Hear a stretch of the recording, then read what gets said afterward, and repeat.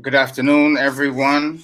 Um, my name is Amilcar Priestley. It is a pleasure to have all of you here with us today. This is the 2020 Afrolatin Talks Summer Virtual Edition. As all of you are home, hopefully, quedándote en casa, we are going to be bringing you some great Good programming. afternoon, everyone. My name is Amil. And the ultimate objective here is for us to continue with the tradition of the Afro-Latin Talks at the Afro-Latino Festival. This isn't the actual festival. We'll have more on that coming up in the coming weeks. So please stay tuned.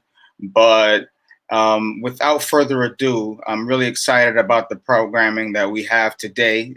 This first panel is going to be about African diaspora foodways and food sustainability. And it was co-curated with a local organization right here along with us in East New York, Brooklyn, called Universe City.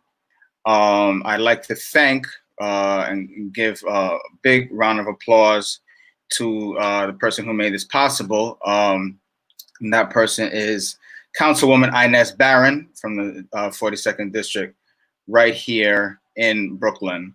I'd also like to thank the Healthcare Education Project for helping us out with some of the programming, as well as engaging us with respect to the census conversation.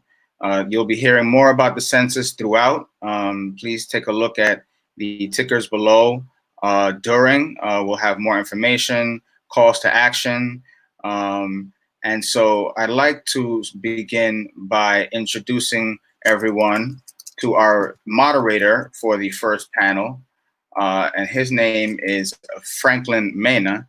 Franklin is the co-founder of the Universe City Co-op, Co-working Space, and Aquaponics Farm.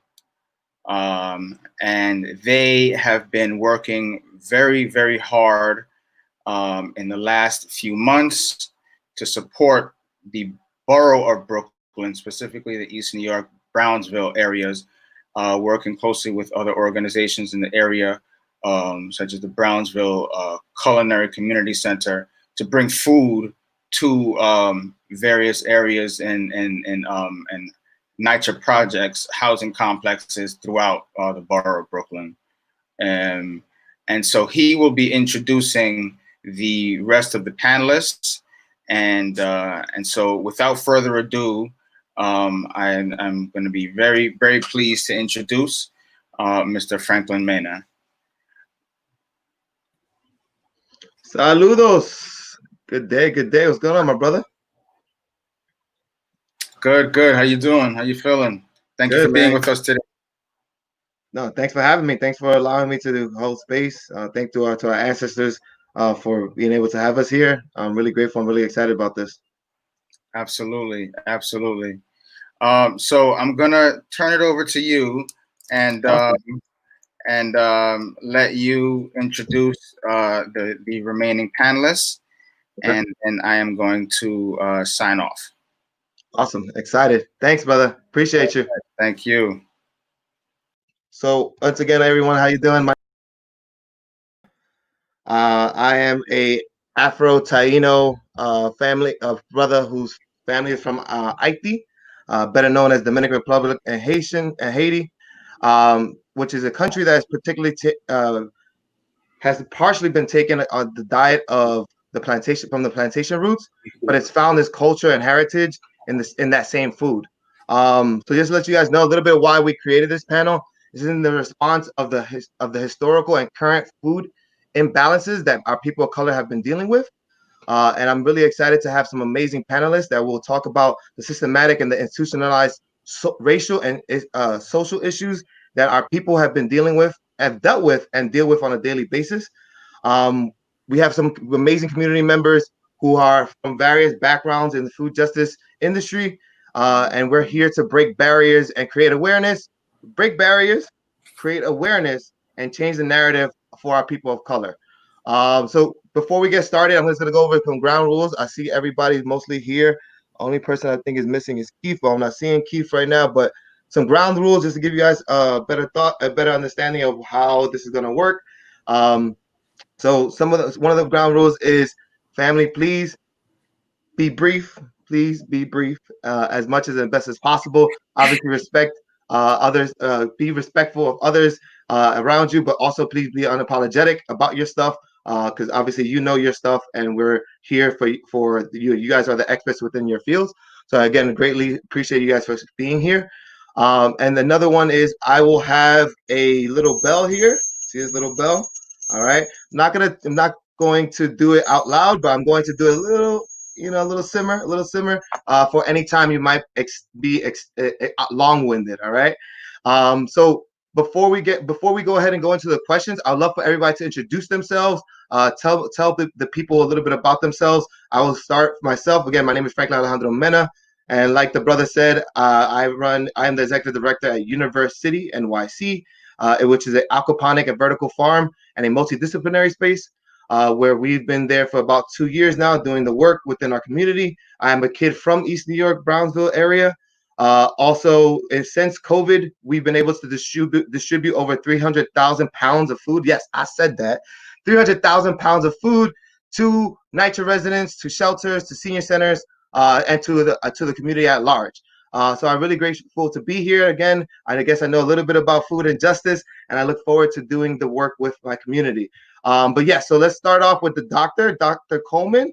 If we can start off with you, that'd be great. That way you can introduce yourself, let people know who you are, and please go ahead and do so. Thank you. Hello, everybody. I am Doris Cariaga Coman, and this is Anele, my daughter. She is with me for in case that I need some help. So I am from Tamiagua, and I'm from Mexican village, fishing village in Mexico.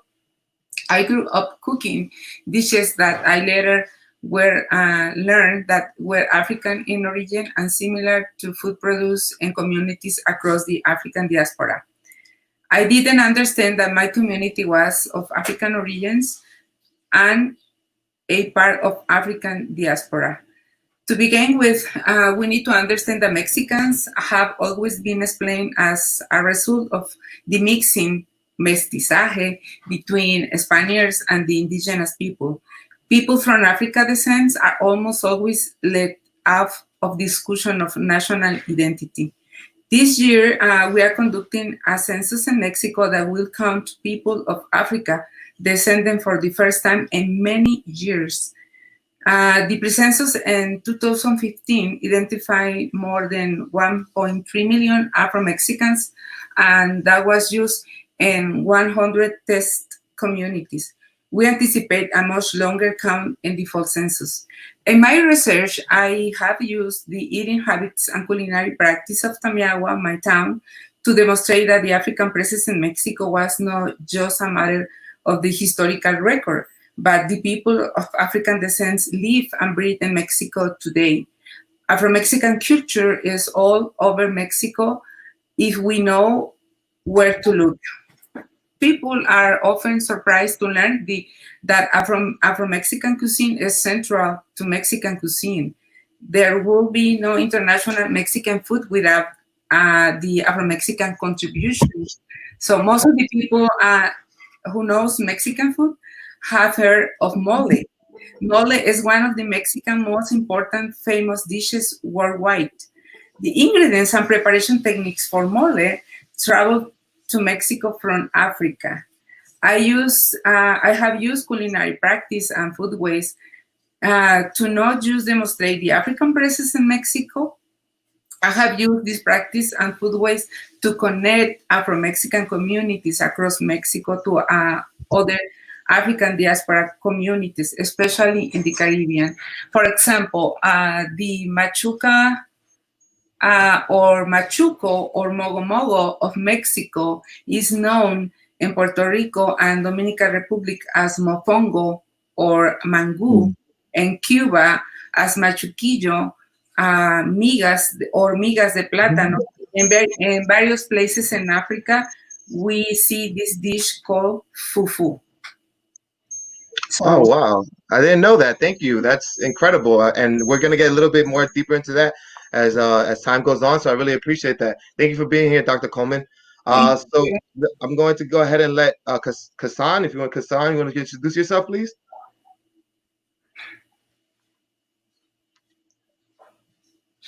All right. I think my mic's on now, right? Y'all can hear me? I can hear you. Yeah, perfect.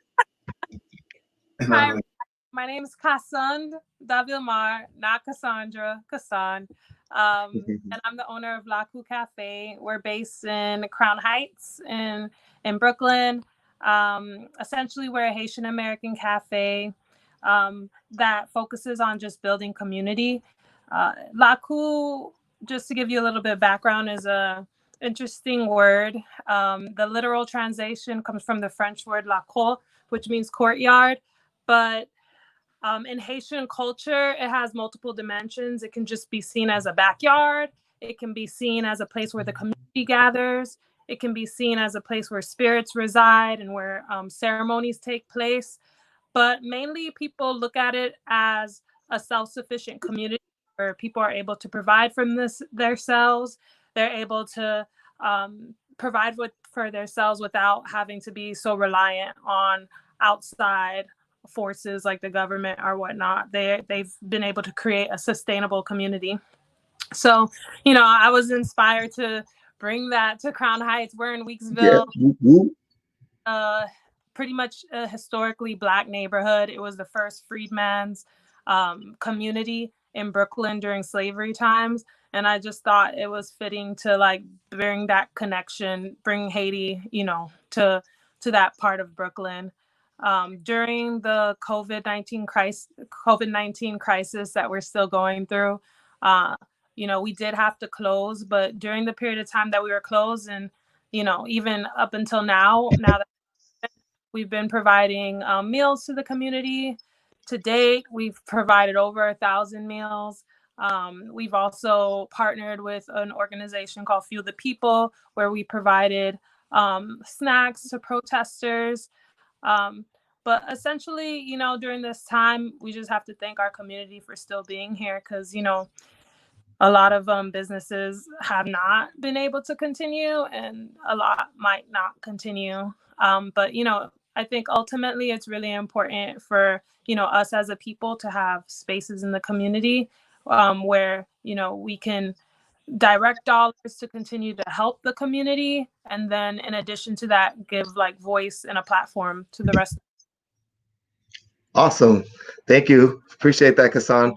Great job again for doing the work that you're doing. It brings inspiration and culture to a community it needs it and wants it. Awesome. So let's go ahead and go with Raina. Raina, you want to introduce yourself? And please, if I'm not saying your name wrong, right or wrong, please let me know. Be glad to alter, okay? That was correct. Thank you. I'm Raina Kennedy, here today as a member of Brooklyn Packers, which is a worker-owned cooperative, and we specialize in local food distribution, packing, and sourcing. And we also run a weekly produce box that we call Brooklyn Supported Agriculture. I also work with the Brooklyn Movement Center, which is a Black-led community organizing group in Bed-Stuy on the Central Brooklyn Food Co-op. And I've been able to help partner these two organizations together on food distribution work that we've been doing, which I will talk about later. But I can also talk about what Brooklyn Packers has been up to over the course of this pandemic. We've gotten a lot more business for our BSA due to the fact that we do home delivery, and people are also, we're looking for alternative ways to shop for food and looking to support smaller local businesses. So that has been, and also it's pretty affordable, $25 for a bunch of fresh organic vegetables, and you can get a bunch of different add-ons. And so it's been really cool to be able to support people in this way. And we also are working now with Corbin Hill to pack and distribute over 4,000 boxes of food to different spots around the city. That started pretty recently. That's like a big scale project that we're doing. We've done other food donation distribution work in the past couple of months with Ancient Song Doula Services and now at the Central Brooklyn Food Co-op. We share a warehouse space with Ocean Hill Mutual Aid. We share a restaurant space with Grand Champs Haitian Restaurant in Bed-Stuy, where we store our produce and also do some packing work there. So we've been just really increasing our presence in the community and working on our relationships and getting food to people. Awesome. Thank you again for your work. It's so needed as we deal with this food insecurity, greatly and much needed. We'll talk a little bit more about that later. Naya, do you want to introduce yourself? Hi, guys. Happy Saturday. My name is Naya Menard. I'm a Philadelphia-based culinary artist and chef. And also during the school year, I'm a culinary instructor at a high school in North Philly. I've done a lot of work with museums. I was the first chef in residence at the Philadelphia Museum of Art in conjunction with an exhibit featuring the works and quilts of 12 African-American artists from South Gee's Bend, Alabama. And so I curated a menu for that 16-week program based on the Southern Foodways. And that's what the focus of my work is connecting diasporic traditions across different places. So I grew up in the Mississippi Delta, and it's so interesting to hear that, to be educated on that point about mole, because one of the things that I am working on is that I'm going to start a food truck this summer. And one of the things that I'll be featuring on the food truck is a Mississippi hot tamale. And most people don't know that Black people have been making tamales in the Mississippi Delta for over 100 years. And yeah, so I really love to explain that bit of culture. And so that's where I really get excited about food, is how come we can be all over the place, but we end up making the same things. And so I look forward to continuing and learning on the panel and contributing my remarks. Oh man, can I have some? You don't have to send me, girl, please. Come to South Philly, 7th and Mifflin. I will see you there. I will see you there. Back shout out to my friend Byron, who's out there. I will be there with him. And then last but not least, this is actually one of my mentors, and I greatly appreciate him for even taking the time to be able to be on this panel. The man is well known on these streets, and if you don't know him, now you will know him. He is out there fighting for us in the government and policy work. But I'll let him introduce himself.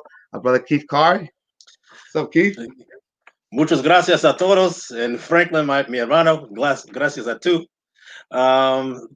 Such an honor to be here, man. I really appreciate you inviting me. I don't have any fantastic, I do have some fantastic food stories. So, but my name's Keith Carr. I'm the Policy and Government Relations Manager for City Harvest. We're a food rescue organization and one of the food banks in New York City. We distribute and support a network of 400 food pantries and soup kitchens throughout the city. And as you can imagine, through this COVID crisis and the economic tsunami that's happened because of it, we're more busy than ever. We were on target to rescue and deliver 61 million pounds of food for this year, and we're already at 80 million. And I'll talk a little bit about that later. Yeah, 80 million, and that's also yeah. And while so many of our food pantries have closed. So, and working with people like you and Alexis and great folks in Brownsville, East New York, all over, just and the community coming together as a solution. But I guess my connection to food, particularly diasporan food, I'm from Hartford, Connecticut originally, and I was one of the, I guess probably the only Black person. I went to high school in Glastonbury, Connecticut, and I was in Future Farmers of America and took vocational agriculture courses.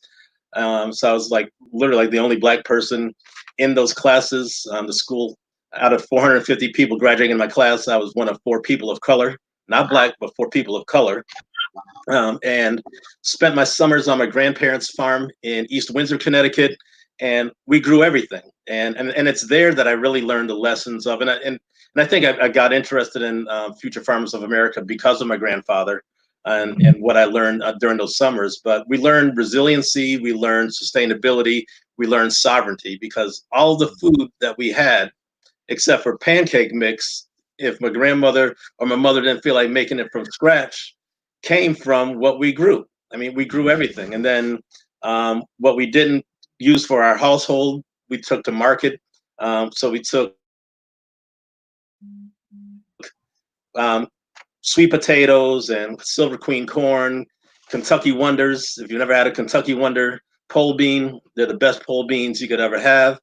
And we also grew callaloo. So Hartford, Connecticut has the second largest Caribbean population, particularly Jamaican population, of which my father was Jamaican. Out of New York City and out of Toronto, Hartford has the largest population.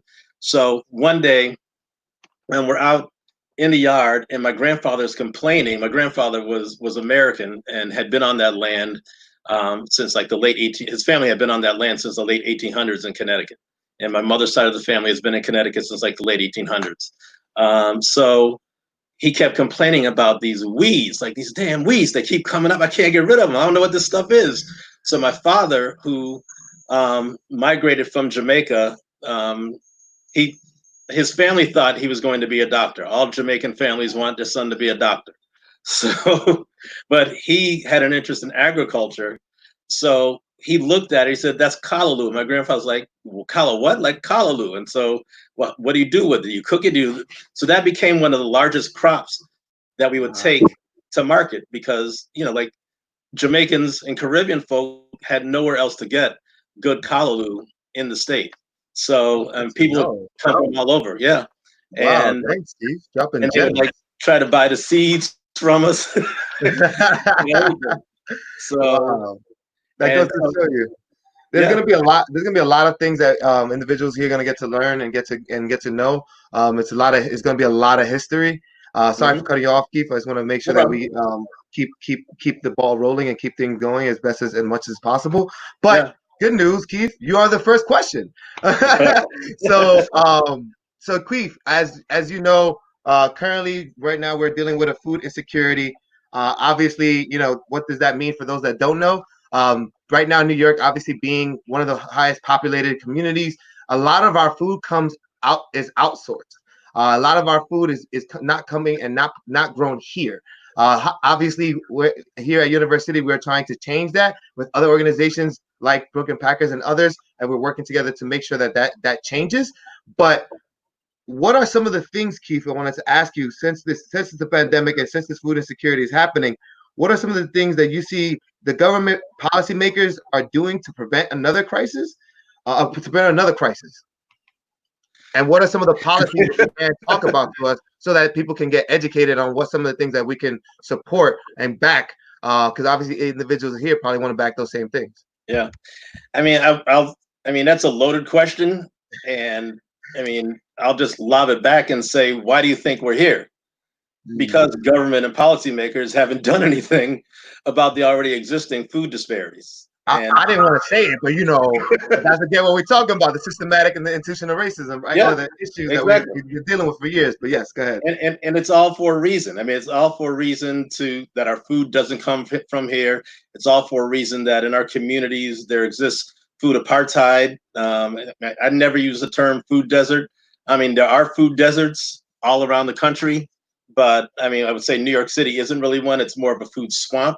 There's plenty of food. I mean, if you walk down the street in Brownsville, you got fried chicken, Chinese food, you know, pizza, everything else, but not that many fresh, healthy fruits and vegetables. Not that much really good fresh meat. Not that much, no fish or seafood markets. And that's something that we've been trying to change from a policy perspective and working with the city. Then a lot of the retail work that City Harvest has been doing, and a lot of our coalition members, the members of the coalitions that I belong to, everything to really just have more hyper-local and privately owned supermarkets and stores within our communities. But this community has to be part of the solution. And if we aren't, I mean, we can't change and turn the ship around of big agriculture, which is connected to big pharma, which is connected to big medicine, hospitals and everything. There's a reason why this country wants to keep people not sick and dying, but sick and living. There's a reason why you look at the package and it's more chemicals than whole foods listed on the package. So a lot of the work that City Harvest has done with our food education is to get people to really try to change the way they eat and use the food that we give out at these pantry distributions in a more healthy way, instead of cooking the way you would normally do it, or your culture would tell you to do it. There's a healthier way that you can do it and still honor your culture. That's accurate. Thank you, Keith. Anyone else want to add on to that question? Anyone else wanted to chime in?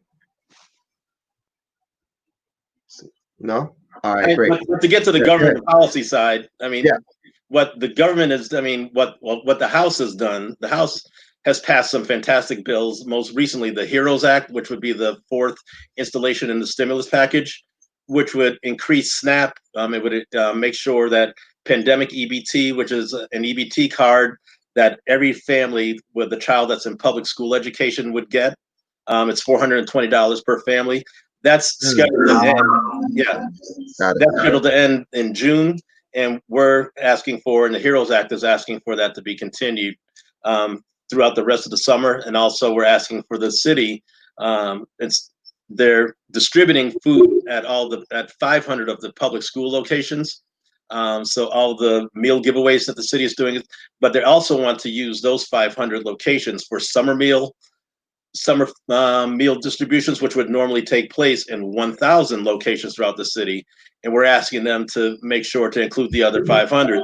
So those same 1,000 outlets, people have access to food at those 1,000 outlets instead of just 500. And also I would say the city council, their growing food equity agenda that the Speaker Corey Johnson released last summer. It has some fantastic initiatives in there to really improve everything from hydroponic and urban agriculture and community gardens, as well as just supporting stronger and healthier foods in our communities. So all of the coalitions that we're part of, we're asking for them to the city council to not just pass draft legislation, but to pass that legislation. And we're also making our recommendations to the city's 10-year food plan.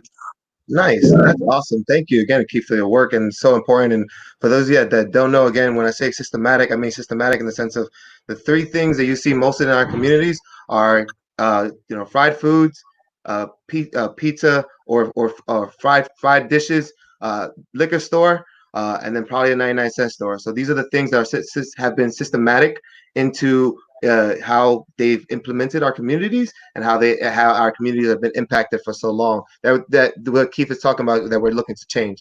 So to move on. So obviously we're in the Afro-Latino Festival, right? And we're here as Afro-Latinx individuals. So Dr. Coleman, I wanted to ask you, and particularly someone who identifies as Afro-Latinx person and supports the nutritional field. What are some of the dietary issues that plague our communities, and what are some of the changes you see that need to happen within these communities? And again, after Dr. Coleman chimes in, please, anybody else who wants to chime in, please do. Thank you. I think that part of the problem of food disparity in terms of Afro-Mexican communities is directly related to the settlements in which they live, since they are no ones with the least resources for possible economical development. I remember the case of El Coyolillo. This community is settled in the margins of what was the Hacienda of Santa Rosa. That is historical. Africans were determined in the places with the less resources. Only peanuts and squashes can be harvested in that community because the land is so bad that the other products cannot be grown. However, Aaron, if you can appreciate the riches of the land, but that land does not belong to the people of African descendants. Another example is in my town, Tamiagua, my community. The people in Tamiagua don't have land to plant because it's a fishing community. So all the vegetables and fruits are brought from the markets. I think this precarious diet combination with predisposition of suffer from diseases such as heart diseases, diabetes, is danger formula, especially if the habitants in Tamiagua don't have a prevention health programs. This is why it is important now to have the results of the census in Mexico, right? Since once the Afro-descendant population become visible, it will be possible to demand, for example, for specific health programs for this community. In my case, out of my research, I developed two nonprofit organizations, El Colectivo Afro-Tamiagua in Mexico and Orígenes y Conexiones in the United States. So, and the Colectivo Afro-Tamiagua has become very important to my community in Mexico because of the factors like food insecurity and poor diet. Many people in Tamiagua and other Mexican communities suffer suffered and died from cancer, heart diseases, and diabetes at very high levels. Colectivo Afro-Tamiagua, for example, provides Bexy health screening for high pressure and diabetes. We also attempt to address disparities in education at comfort for children and Afro-Mexican communities. In the United States, we are developing another nonprofit organization called Orígenes y Conexiones. This international nonprofit organization dedicated to assisting American Indian First Nation, Indigenous, and African diaspora communities in their effort to improve health outcomes, address educational disparities, foster cultural awareness, and achievement communities' sustainability and autonomy. Our mission is the impact of the life of people living in communities in Latin America and the Caribbean and in Mexico. So we really need help. These are new nonprofit associations. So we invite you to visit our site that is in construction. And the site is www.desdi.org. So I can write later the website, but what we are doing right now. Awesome. Thank you, Dr. Coleman. Does anyone else want to chime in on that question? Okay, cool, awesome. So let's move on. So Reina, I know you've been out in these streets. You've been during this pandemic and crisis, obviously distributing food to our community. Where do you see us going from here, and what is some of the solutions that are available to us so that we don't fall into this again, and also how we don't be more proactive instead of reactive when it comes to occasions like this for the food insecurity?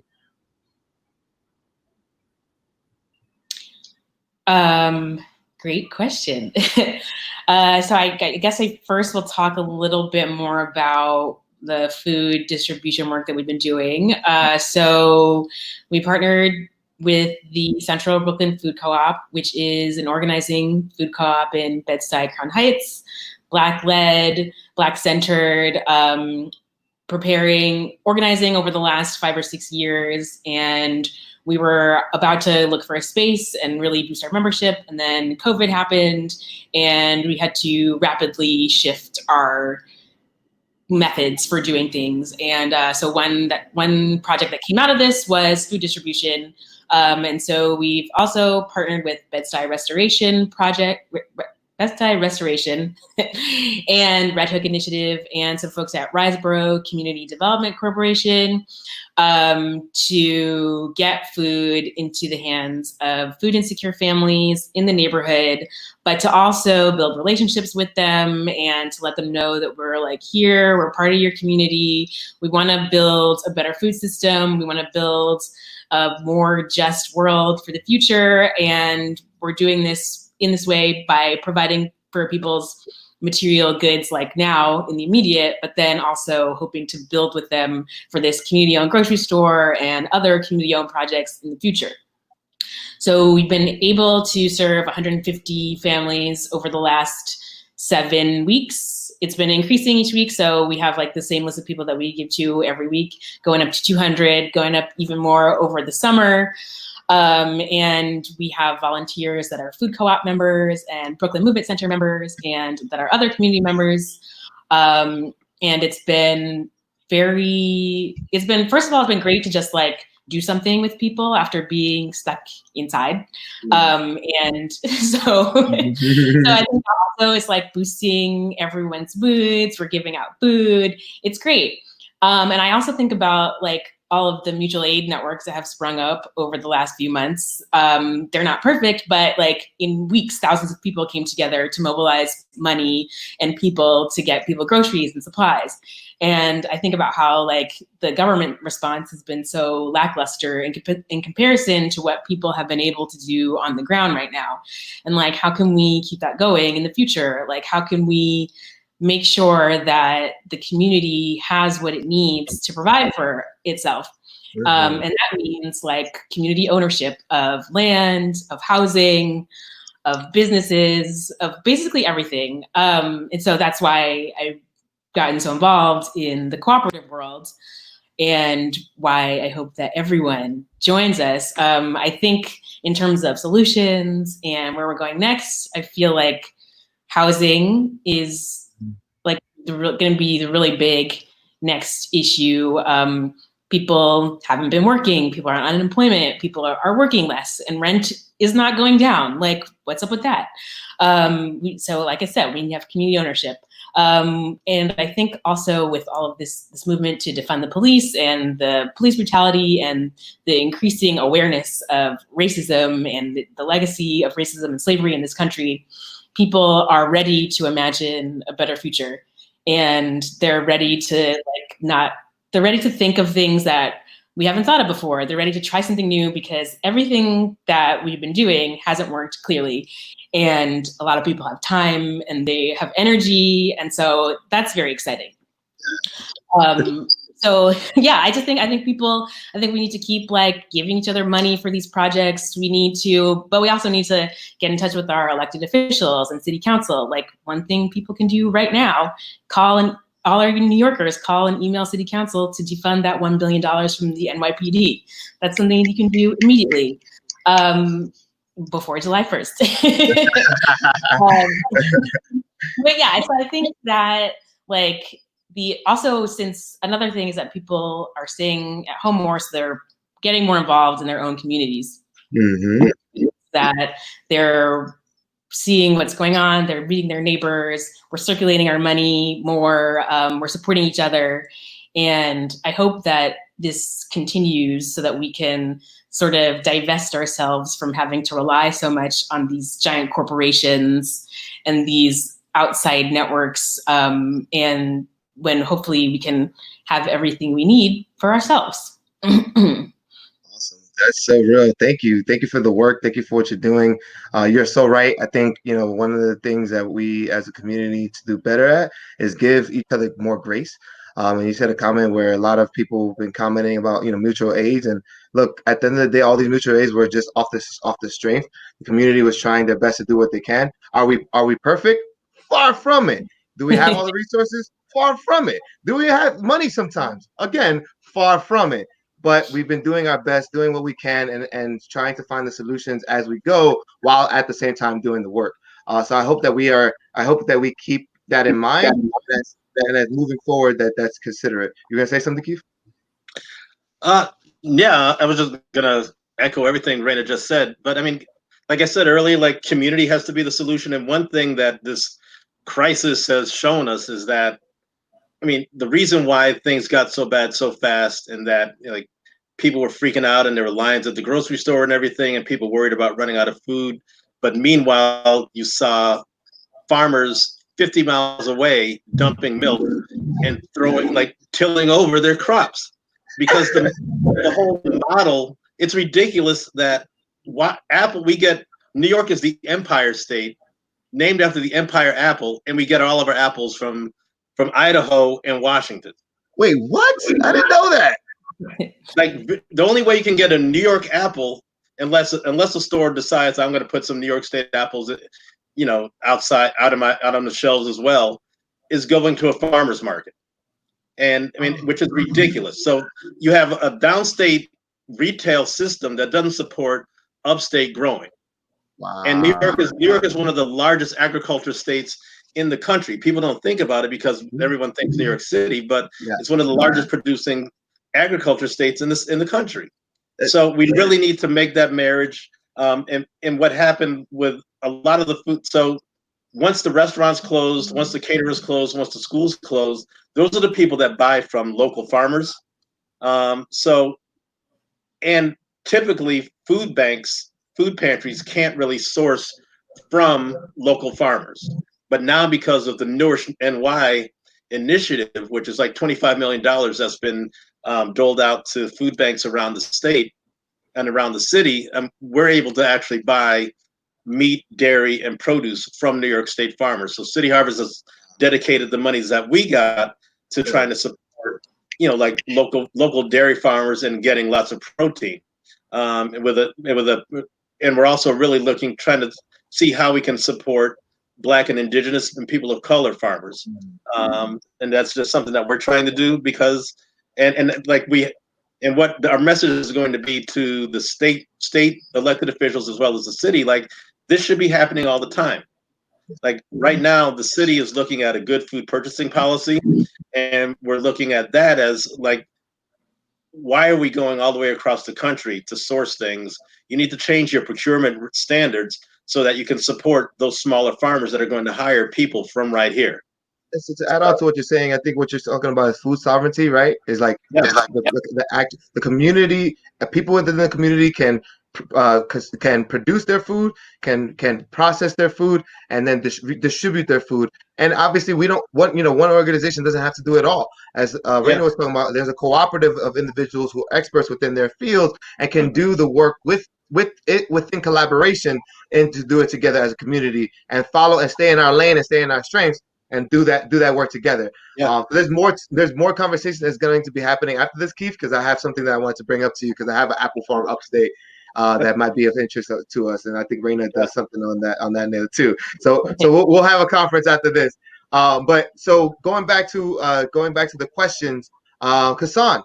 So it's you here are a restaurant owner, and that you here are someone who had to deal with the transition, and obviously you and me have been friends for a while now, and I know a lot of your sales comes from the physical interaction and the things where you didn't necessarily do a lot of takeouts or deliveries before.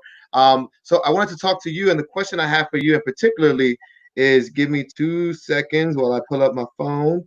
What did you have to deal with during this pandemic?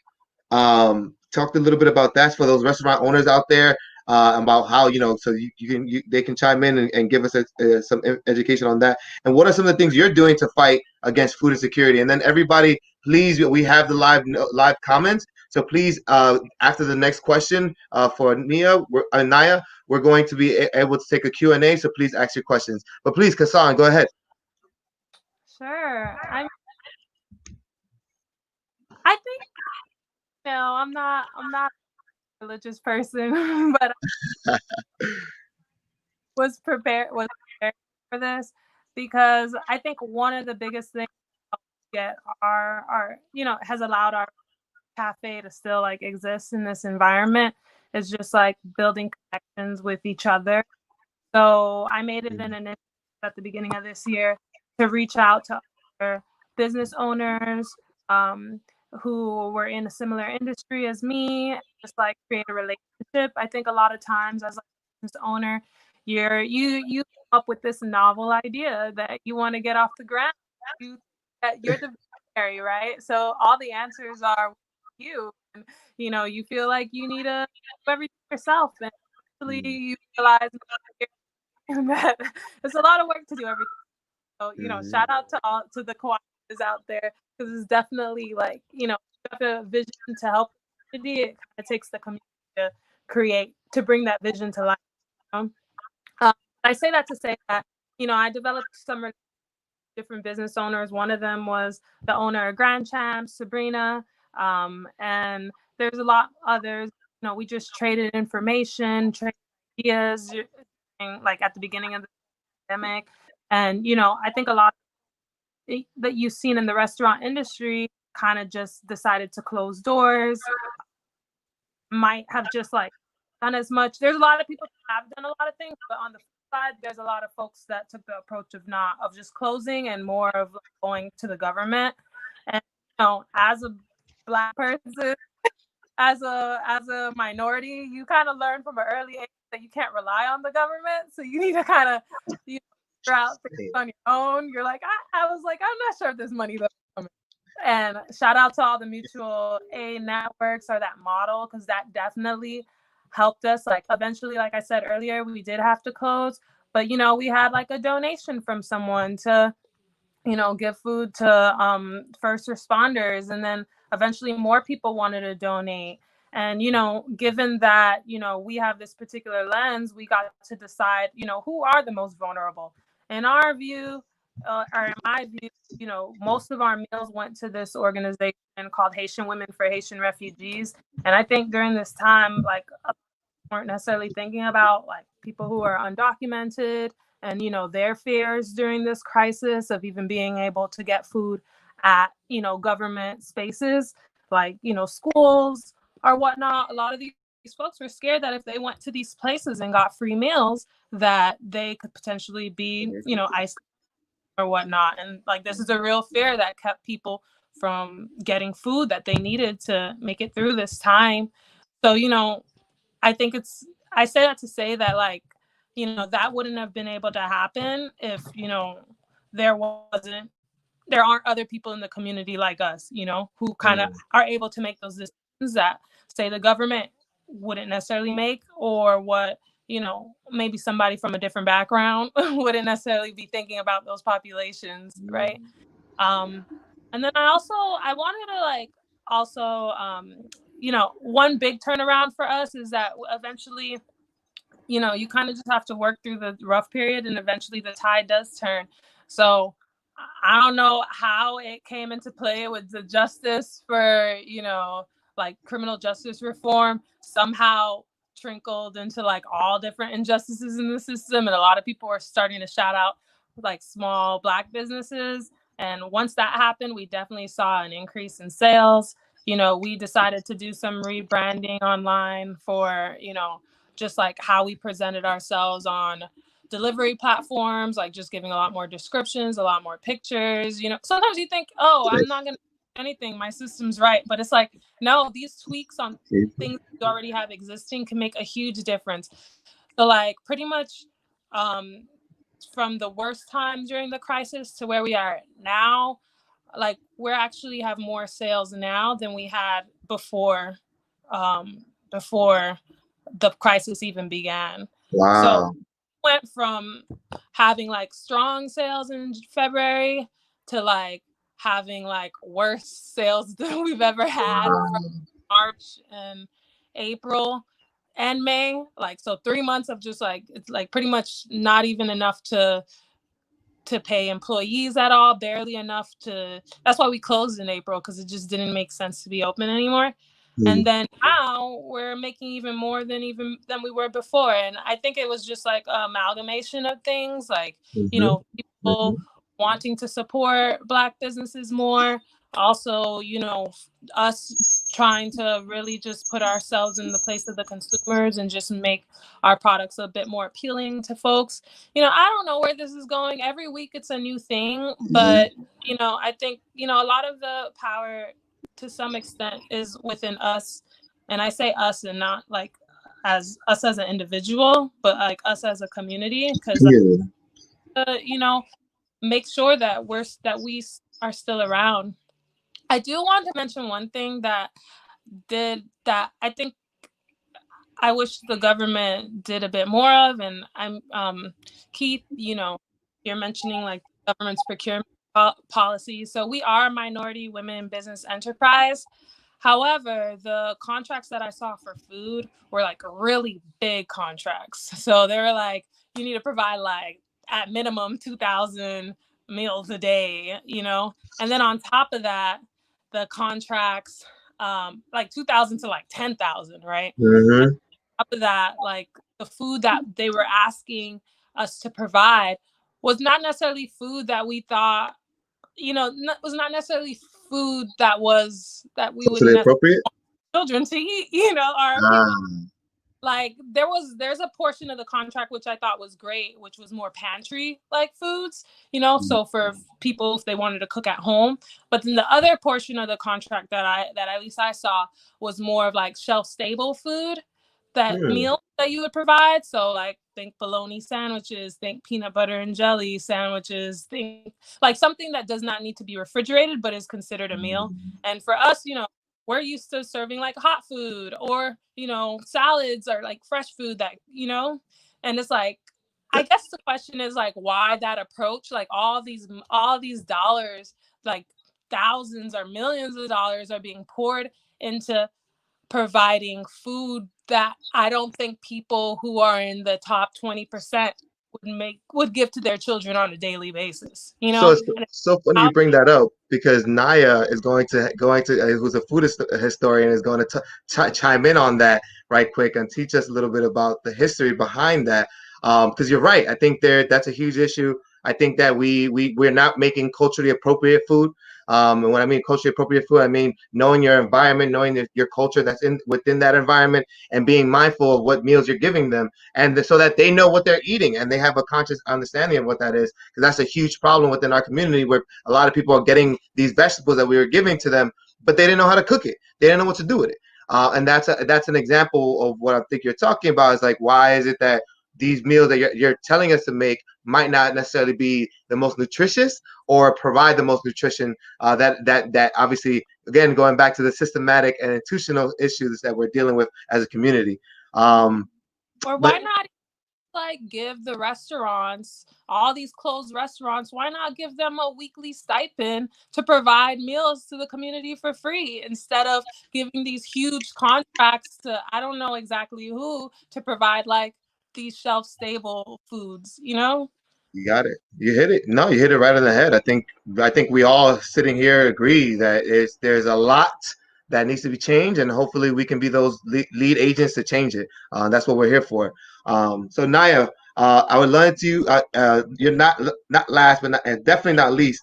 You know, we were talking a little earlier about being a food historian. So I want to, and someone that's come from the South and moved up north. Can you talk a little bit about the history behind our cultural food choices, and what are some of the things that we can do as a community to alter the high sodium and cholesterol diet that a lot of us are dealing with within our community because of obviously the things we've been talking about today? Okay. Hey, so to start, I you know, everybody I'm here, I can acknowledge I'm preaching to the choir, right? We can all acknowledge that the standard American diet, the food pyramid, is all kind of whacked out and wrong, right? So I personally take issue with the fact that brown and black communities, and other communities of color are, you know, basically told, you know, if you just stop eating fried foods and if you took this salty thing out of your diet, then you'd be fine. Then that's why you have this, and this is why you suffer from high morbidity rates and overweightness and things like that. When traditionally, even going back, you know, pre-enslavement, most of our folks have come from a plant-based diet where meat and fermented foods and salted meats were used just as a condiment, more for flavoring. It's not the whole thing. Like even me personally, where I come from in Mississippi and even down south, we have a 9-month growing season. Most people are like, oh, it's only fried chicken and you know, hog maws and collard greens and chitlins and whatever. Don't get me wrong, I eat that stuff too and I love it. But I grew up where, you know, for every meat you had 3 vegetables. And I'm not just talking about a starch, but like you had beans, you had greens, you had 7-layered salads. And so I think that gets lost. And to bring it back to the standard American diet, that brown and poor Black communities get unfairly beat up about this issue. I've worked in high-end restaurants, fine dining. No one says anything to the white person who takes down a cheese plate, you know, and then a porterhouse, 2 bottles of red wine, and then a dessert sampler, you know, like, and no one tells those people that what they're eating intrinsically, culturally, is going to harm them and is you know, taking them to an early grave. I would say that the high cholesterol foods, overly saturated in salt, that is an American problem. We don't make it easy and accessible and convenient for folks to eat very well. We know what to do as a society. We just choose who we do that for. That's what I would say. I would also say, when it comes to advising our community, because knowing that we cannot depend on the government response, I would break it down to issues of food access being one, convenience, because most of our folks are the ones out there working the front lines, being the essential workers, having less time and having more to do, you know, having to make do with less, with more, you know. And also I would say relatability, you know. I find it to be really incredulous that eating from the land is something seen as like very white and highbrow when our folks have a strong tradition of eating from the land. Farm to table was not something that was just this boutique idea. You know, this, even folks as they migrated from the South, our grandfathers, our grandmothers kept gardens, and a lot of people still keep gardens. And one of the things I'm really excited about in food access is I work with Sankofa Farm. That's a farm in Southwest Philadelphia at Bartram's Garden. And I sometimes run the kitchen program for the youth. And they really get to see where the food comes from. And over a 16-week program, these kids go from being averse to picking greens straight out of the ground and cooking them. They're like, oh, this is gross. It's got dirt on it. I'm like, where do you think vegetables come from? You know, and going through that program and finding, you know, and letting them cook and educating them on recipes and where our food comes from traditionally, and inviting them to contribute their own cultural food practices, and letting them know that what you eat at home is culturally relevant and valid, you know. And you don't have, like, because you cannot depend on the wider population to reflect your value. And like, we take ownership of that. Another group that I work with when it comes down to food access is a group called Fishadelphia. We are a CSF, but we operate as an after school program where we teach kids, mostly brown, Mexican, and folks from the Asian diaspora, because that's just the reach of where our schools are. So we're multi-generational, we're multi-ethnic, multi-gendered, and we teach these kids about sustainability, the importance of eating local, supporting your local food purveyors. We get all our food, our fish, fresh from the New Jersey shore. It's locally caught, wild, and sustainable. And so we are also supporting our local fisheries, because most people don't realize that the United States is one of the highest producers of high quality seafood. We ship like 70 to 85% of it overseas. Like, the reason why people eat the way that they do and what's made convenient, things that are highly processed, overly salted, full of bad stuff, not whole foods, because that's what's being subsidized. You have there's no commercial or a coupon for collard greens or things that come from the produce section. I remember when I was growing up, you saw so many commercials about pork being the other white meat.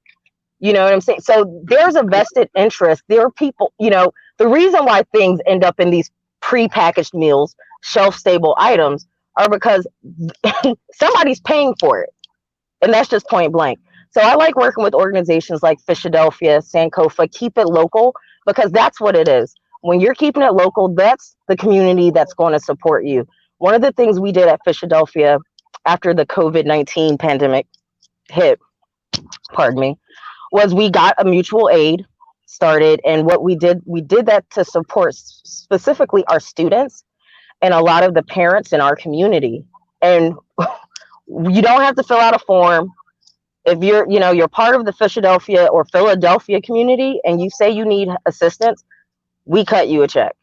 That it's also just stop it with the paperwork, stop it with the intrusion. I mean, we're a small community and we can do that. And we even have a process where to join our CSF, if you're eligible for food stamps or Medicare or Medicaid, you automatically get a 50% reduction in your subscription. And we don't, we've been trying, the government is making us jump through so many hoops to be able to take EBT cards. So, but we're not letting that stop us. So we are just if you say that you qualify for it, we just trust you and we give you the food, at that price. That's really first off, Naya. The comments are going crazy right now, girl. You getting all the comments, girl. Well, I get real hype. I'm sorry.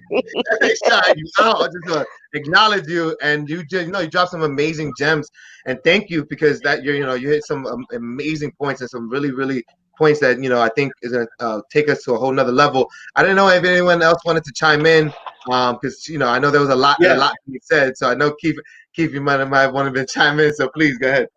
And sorry, Keith. Please, guys, if you, we only can take 1 to 2 questions because we only have 8 minutes left. I know this is a great conversation and we want to keep it continue going. We only have 8 minutes left. We can probably take 1 to 2 questions from the community. But go ahead, Keith. Just some evidence of what Nia was saying, how poisoned our food system is. So Sunset Park, Brooklyn, which everyone knows has a very large South American population, particularly Mexican population.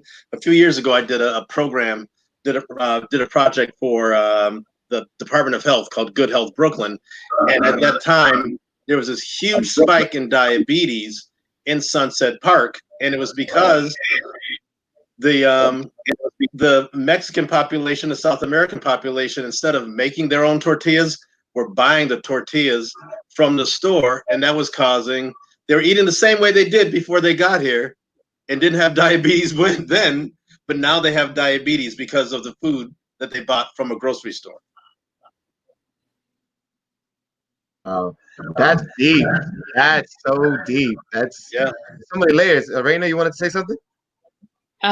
Yes. I wanted to go back to what Cassandra was saying earlier about I just want to piggyback off what she was saying about being able to kind of pivot your business when you have to shut down and being able to work with other people in the neighborhood. And I think that's why it's so important to have these locally owned institutions, because maybe if someone, gentrification is rapid in Bedside, Crown Heights, every major city in America. And, maybe if you had someone who opened a restaurant in Bedside, Crown Heights a year ago and had just moved there, maybe they wouldn't have had the same response to this pandemic. Maybe they would just close and they wouldn't have been able to form the same connections with other businesses and other people in the neighborhood because they didn't have that, they weren't as entrenched in the community. Maybe they're a white newcomer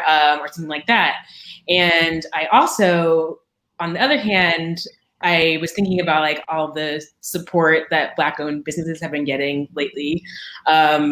And similar to LeCou, we've been getting a lot more business, a lot more people noticing us, and it's great. But I also hope that 3 weeks from now, people don't just move on to something else and whatever the next thing is. And so I think that's why it's also really important for us to keep supporting each other and to keep this conversation going, and to keep forming these connections and to keep increasing our local production and seeing each other out and forming these networks so that, we can also be here for each other once social media moves on to something else, you know? That's real, and I hope we don't, right? I hope that this is not right. a phase, and this is a movement, and this is something that we're coming together as community members and as as a diaspora, so that we can get to so that we can start owning our own stuff. So there's one question that I saw people that ask is, and I want everyone to chime in, but please keep it very concise. And I'm gonna say when I say concise, I mean a minute. You got a minute, y'all. 1 minute. How do we keep this conversation going offline, right? I know, again, you're running out of time. We only have 5 minutes left, but how do we keep this conversation going offline within your own individual communities and within us as a collective? So I will give it to Dr. Coleman, since we haven't heard you for a hot second. You want to continue? You want to chime in?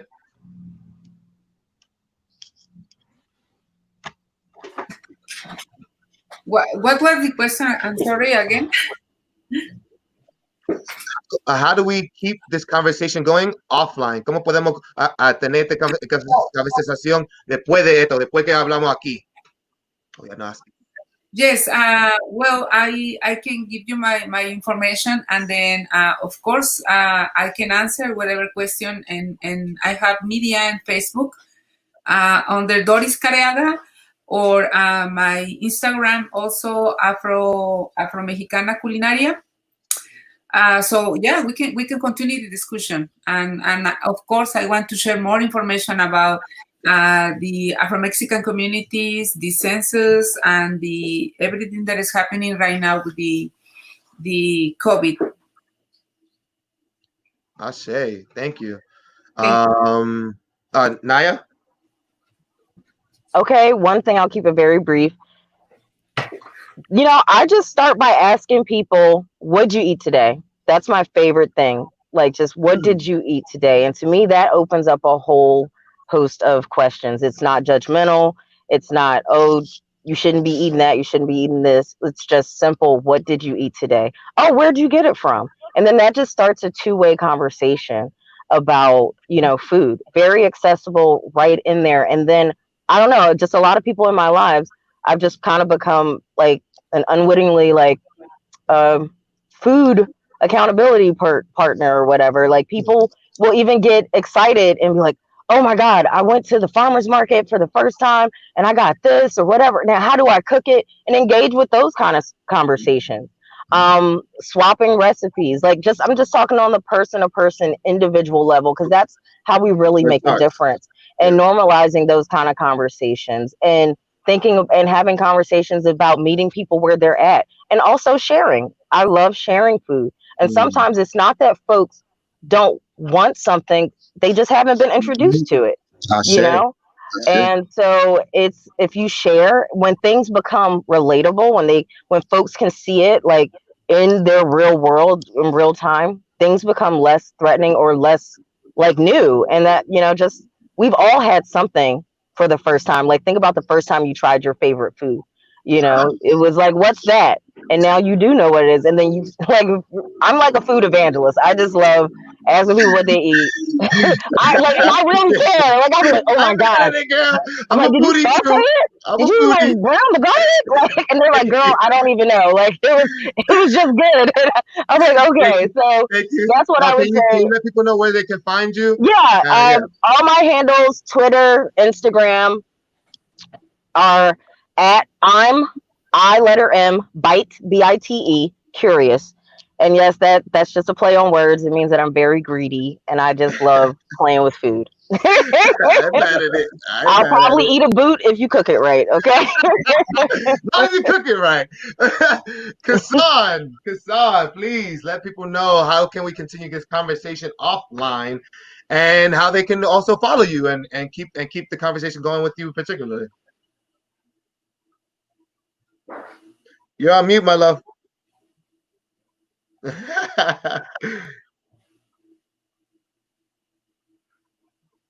Clearly, I haven't been on enough.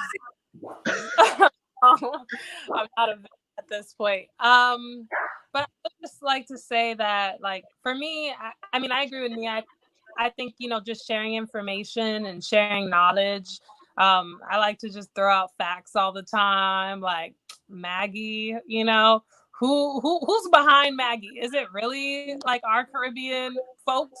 No. Is it our African folks? No. It's like the Swedish folks. They just dump all of these products. Yes. What? I didn't know this. Yeah, it's actually the last name of like the Swedish guy. Yeah. And invented it, and essentially it's, you know, the white people banished it from their countries for the most part, but it's all in our foods. It's like the essence of a lot of our foods, but not true. Like, we've been cooking with fresh herbs way before this was even invented, but, you know, and unfortunately it's like the culprit behind like a lot of diseases that suffer in our community. But anyways, I think just like spreading that knowledge kind of makes people take a different decision now. Now they're like, you know, maybe I won't cook with that because I'm just inviting like the colonizers into my food table, into my dish. Like, what am I? That's corrupted. So how can people find you, Kassan? You can find me at La Cou Cafe. Pretty much. I mean, the physical location at 195 Utica Avenue. There we go. There we go. Awesome. Cafe, LAKOUCAFE. I'm always around. Feel free to chat with me. She is always around, y'all. She out in these streets. Raina, please, how do we continue this conversation going offline? And thank you again, Kassan. How do we continue this conversation offline? Obviously, in general, and then with you in particularly. Well, I just will echo what everyone else said about constant education and talking. I'm always explaining what a cooperative is. Always explaining like how many steps it takes normally for your food to get from a farm to the grocery store and then into your hands, and how like weird and messed up our food system is. So I think just constantly talking about that. I love talking about vegetables and explaining what like all the different local stuff that you can find is. Like, I had never seen an heirloom tomato until I was 23, which was 7 years ago. So I just remember that. And I'm always like, okay, everybody has to start somewhere. You know, we weren't all born knowing everything there is to know about everything. And learning about food and where it comes from, it was like an exciting and lifelong process, I think. And also like learning how to work in cooperation with other people. And that's all related. So you can find Brooklyn Packers and Brooklyn Supported Agriculture on Instagram. Brooklyn Packers is at Brooklyn Packers. BSA is at Brooklyn_supported_agriculture. If you are in Brooklyn and you also want vegetables, hit us up. You can find the Central Brooklyn Food Co-op at CB Food Co-op on Instagram as well. Thank you, sis. Appreciate that. Keith, again, not far from last and far from least, my brother, please tell the people how they can continue the conversation with you, continue the conversation in general, and continue the conversation with you. Yeah, I think it's time for us we need to have conversations between each other, but we also need to have conversations with ourselves. It's time to not just talk about it, but to be about it and be intentional. Black folks, Latino folks, we are the #1 consumers in the world. We spend trillions and trillions of dollars on BS instead of focusing on ownership and working cooperative and working collectively. So it's time to be about it. So just be intentional, and that even when it comes to your food. So supporting CSAs like Brooklyn Packers. If you don't know about a CSA in your area, wherever you're from, try to seek those out. Supporting organizations if you're in Brooklyn or in New York, organizations like the Brooklyn Movement Center and the Central Brooklyn Food Co-op, other organizations here in New York City that are doing fantastic work around food justice, like Just Food. But I mean, just like I said, being intentional, like during the growing season, the only vegetables that I try to buy from a supermarket without going to a farmer's market would be like tropical things. Other than that, I'm getting food from my brothers and sisters that are growing at community gardens and community farms, and as well as, you know, those farmers markets. I think a lot of my work is working with community gardens to get them to set up farm stands and farm tables so people can add people don't think community garden is really for the community. So just put the food out there, and if you put the food out there, the people will come. So just being intentional, where your food comes from, and how you cook it and how you eat it. And if you don't know how to cook it and eat more healthily, and there are people like Nia out there who can tell you how to do it. So reach out to Nia. I stay. And I'll just say, okay, just a quick correction. It's Naya. She wanted to make sure, let it be known from the beginning. I apologize for not correcting everybody else. It's all good. It's all good. Just come get a plate. I'm coming now. Don't right now. So once again, I want to thank everybody for coming. Again, my name is Franklin Alejandro Mena. Yes, I said that, Franklin Alejandro Mena. I know my mom put me not Alexander, it's Alejandro, y'all. That's just who I am. And I appreciate each and every one of you guys for taking the time. So for just a quick note, and for those of you that haven't noticed, each and every one of these individuals have a different way of contributing to food justice. And if you haven't noticed that, when you go back into this conversation, you see how each and every one of them are important, and each and every one of them have their lane, and they stay in their lane, but at the same time communicate with others in other lanes, so that it can be a collective. And that's what we're about, right? We're here to be a collective. We're here to be a resource to you guys. Please feel free to contact us. I thank you to Afro Latino Project and the festival who are putting the information on how to contact us. My organization name is Universe City NYC. You can look us up at Instagram or Facebook at Universe City NYC. We have a GoFundMe happening and which is the Grow Brownsville GoFundMe, which is to build our aquaponic farm so that we have a central place where we're growing this food. Again, shout out to INEZ BARRON for allowing us to do this work and doing this. For those of you who want to keep the party going, check out Afro Latino Festival. It's a DJ takeover. DJ Khalil, I might have said that name wrong. I apologize off the bat. I'm sorry if I did. But shout out to him. He's taking over from here. He'll hear his music. He's about to lay it down. Also, for those of you that want to watch, you can be part of a replay of the 2016 Afro Latin Talks, which is the Black Lives Matter Beyond Borders, and which talks about the race, space, and consciousness in the decade of Afrodescendants. That's a mouthful, y'all. I don't know if I even said it all accurate, but I did my best. And I appreciate you for understanding that I only could do my best. But again, for those of you that want to see it, we are going to be replaying the 2016 Afro Latin Talks, which talks about the Black Lives Matter Beyond Borders, the race, space, and consciousness in the decades of the Afro-descendants. Once again, thank you to our ancestors for having us here. Shout out to you guys, each and every one of you guys, for taking the time to be in this space. And I will look forward to continue the conversation. Once again, peace and blessings to you all. Thank you. Thank you, guys. Have a great weekend. Bye. You too. Bye. Thank you. I don't know. Bye. I don't know what to do here. I don't know. Should I just sign out? I think we have to leave.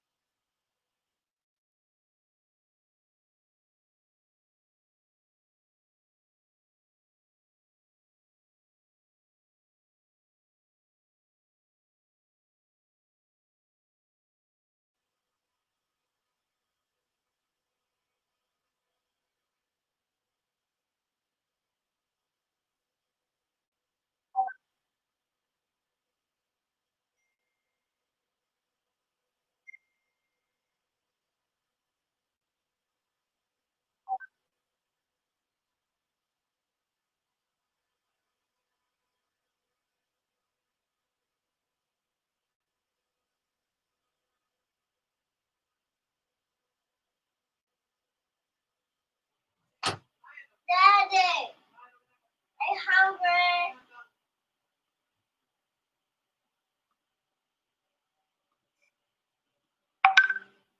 In order to be more studies at NYU, and my role will be to basically introduce these incredible speakers and time them, although most of them said you don't have to time it because we're going to be perfectly on time because we want to hear from you. There's a lot of people here who have a lot to share about this conversation.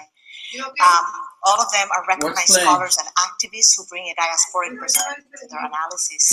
What's playing now? And my job will be to introduce them, as I said. We're going to first hear from Larnice, who's an MA actually, I did not get a bio from Larnice, but she's an MA student at CLACS who just completed she's working on her MA on Afro-Panamanian studies, and we'll be hearing about her experience with you. And then we will continue with Frank Leon Roberts, who's a Harlem-based community organizer who has been at the front lines of the Black Lives Matter movement in Ferguson and in New York City. He currently teaches at New York University, where his course Black Lives Matter, Race Resistance and Populist Protest is one of the first college courses in the country and focuses specifically on the movement.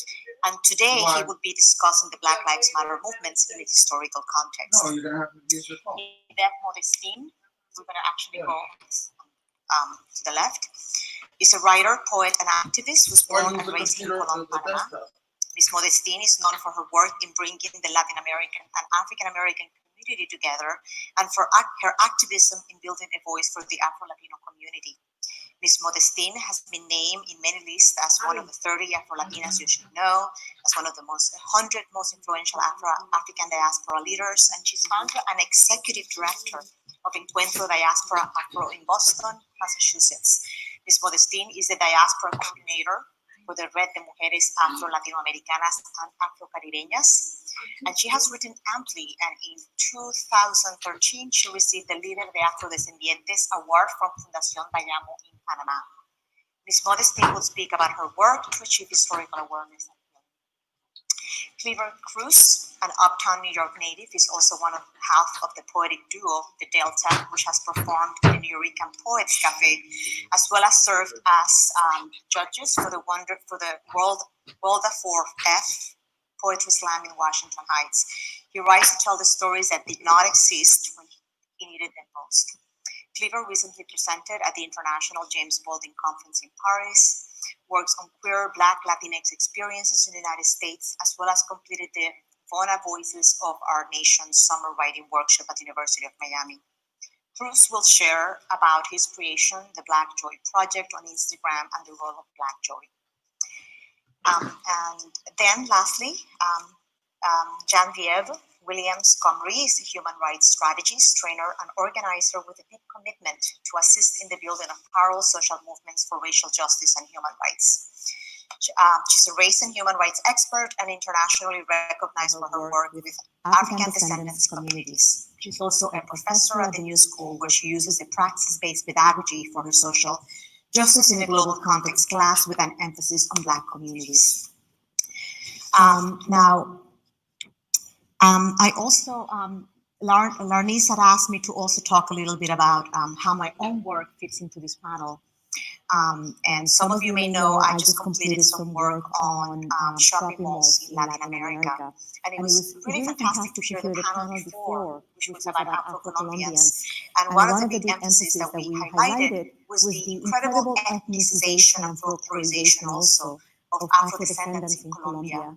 And what I did in my research was really highlight what happens with Afrodescendants actually come to our cities and come to shopping malls. Shopping malls, as you know, are spreading throughout Latin America at a rapid pace. And one of the interesting developments that I was looking in my research was what happens when you have, on the one hand, a growing social movement around Black rights in the region and Black justice rights, at the same time that you have an increasing policing of space that comes about because of the privatization, the elitization of these mega developments like shopping malls. Some of you may have heard a couple of years ago the Rolencinos, the groups of youth, Black youth in Brazil taking over shopping malls, which basically made front news in some of the major newspapers. And one of the reasons why they make such incredible news is because they're not supposed to be in shopping malls, first of all, and also because of what their president communicated an expose of the Kool-Aid of mestizaje in Latin America, because of what the incredible response that their presence signaled, and also many shopping malls closed at the face of actually having all these kids take over their shopping malls. And another big takeaway of my research, which I'm happy to share in the conversation, really concerned the ways in which a lot of the spaces that are supposedly to modern, like shopping malls, the big idiom was that, you know, especially shopping malls managers didn't want to seem like they were either racist or homophobic by actually policing race and sexuality in their malls. But it was interesting how idioms of class, of buena presencia, of who belongs in the spaces and who does not belong in the spaces, became actually the mediums. Because while it's not cool if you're modern to be overtly racist, it's totally fine to be to maintain the spaces clean, safe, and modern. And part of that is, you know, policing through class, which basically became a medium for policing through race. So these are some of the ways in which the Kool-Aid of mestizaje became a medium for continued segregation and marginalization. But I want to turn it to the speakers here who have a lot to share about these issues. And we're going to hear now we're going to start with Franklin Roberts. Oh, Larnice, I'm so sorry. Thank you so much. Great. Hi, everyone. Good evening. It's so great to be here and to be part of this festival. So thank you to the founders for their vision and for holding space for this important conversation. As Professor Davila mentioned, this is the second conversation that we've had around these issues. The first was held in April at NYU, and the inspiration for this talk in part was twofold. I took Professor Davila's class this fall, and she introduced me to the Rolezinho protests in Brazil, which she spoke about earlier. And then also, you all may be familiar with the exhibition Presente about the Young Lords. That was this fall. The Loisaida Center, for example, had a branch of the exhibition, and the curator, Wilson Valentin, gave a tour to my master's program at NYU. And in an installation that opened up the exhibit at that center, there were two flags. There was the Black Liberation flag and the Grito de Lares flag for Puerto Rican anti-colonial resistance. And I was really surprised to see the Black Liberation flag in an exhibition about a Puerto Rican nationalist organization. And so that kind of got me thinking about what we think of as far as social movements and ethnocentrism. And so I became interested. My background, as Professor Davila mentioned, is in Afro-Panamanian studies. I received a Fulbright to conduct research on Afro-Antillano community there. But my research interests have been sort of evolving, and now I'm looking at the Black Power movement, in part because of this exhibition that sort of motivated me to look at this really formative time in our nation's history, but to look at it from a more comparative lens. I'm interested in Black and Puerto Rican collaborative activism. It's something that we don't often hear of, right? We often think of that Black nationalism as maybe solely African-American or looking towards Africa, but we don't realize that these movements had a diasporic lens, and we're very concerned with developments in the Caribbean and of course in Africa.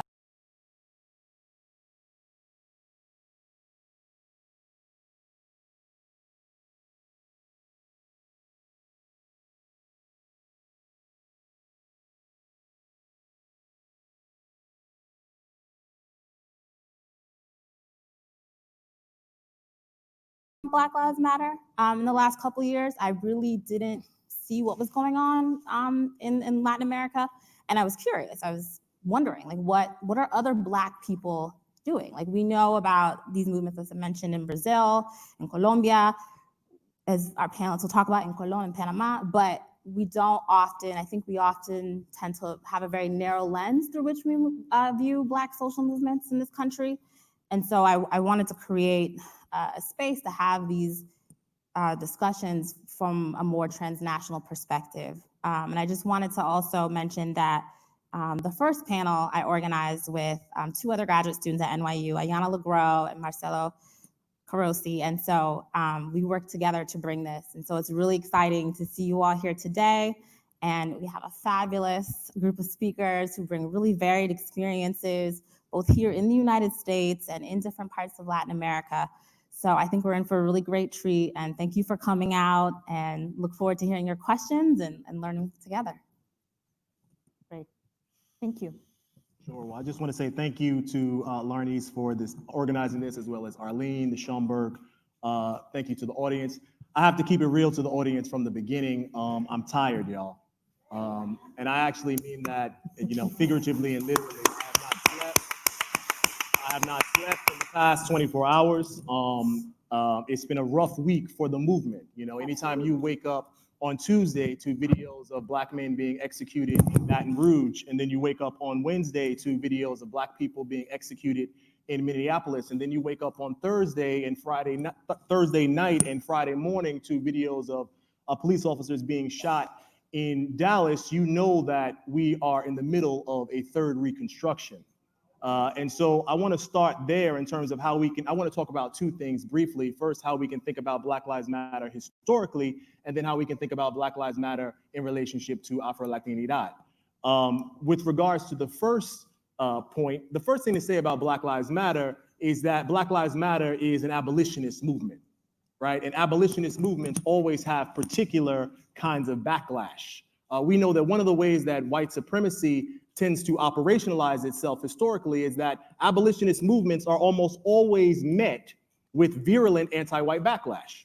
So this began in the context of the abolitionist movement of the 19th century, right? Where you had the emancipation of African slaves, which was the success of the abolitionist movement. But then it was met by what? It was immediately met by post-Reconstruction, after Reconstruction, post-Reconstruction, which resulted in the lynching and terror of African-American communities for the next 45 years. Fast forward to the middle of the 20th century, you had the Civil Rights Movement, which in some ways was also an abolitionist movement in the sense that it was an attempt to abolish the laws that excluded African-Americans from full participation into the civic institutions of the nation. And that movement had success in that regard. But then it was immediately met with the virulent anti-white backlash that took the form of the realignment of the Republican Party, the realignment of the Democratic Party, the rise of Nixonism, Reaganism, we could go on and on. And so what am I getting at? We are in the middle of a third Reconstruction.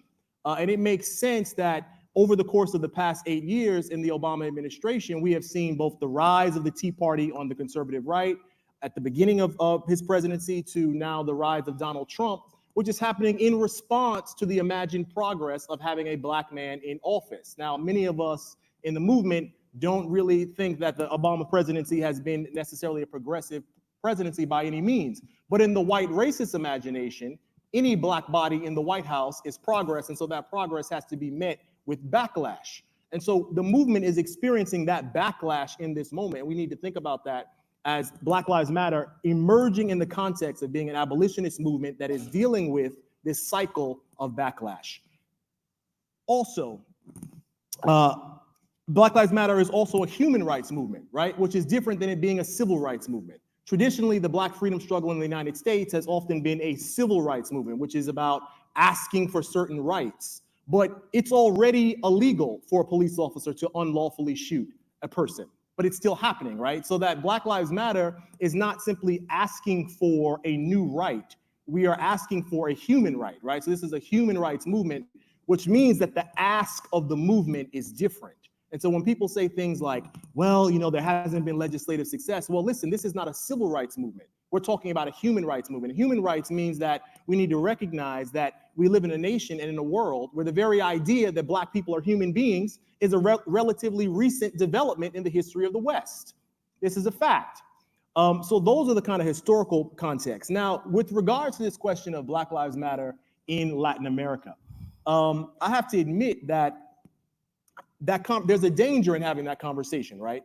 Because when we talk about Black Lives Matter in Latin America, we need to be careful not to end up, we can see how that conversation can quickly become yet another form of US cultural imperialism, right? This idea, which is what Black Lives Matter has always been against. So we need to resist this urge about thinking about Black Lives Matter as somehow this US cultural export that is now being exported abroad to brown communities around the globe, civilizing them and politicizing them. The fact of the matter is, long before Black Lives Matter emerged in 2013, there has always been a movement for Black lives. That began when the first slaves were engaging in insurrectory behavior in the context of the transatlantic slave trade, right? So long before there was a Black Lives Matter movement, there was a movement for Black lives, alive both in Latin America as well as in the United States. But also, so before we talk about Black Lives Matter in Latin America, we would do well to think about how Latin America and Latinos have always already been present in the story of the US Black Lives Matter movement, right? So we know, many of you already know the story of the 3 Black women who were responsible for the hashtag Black Lives Matter, right? Opal, and every time I speak their name, I want to honor them for that labor. Opal Tometi, Patrice Cullors, and then who is the third person? Alicia Garza. And so I want to focus a second on the story of Alicia Garza, because I think it complicates the ways in which we talk about African-American identity.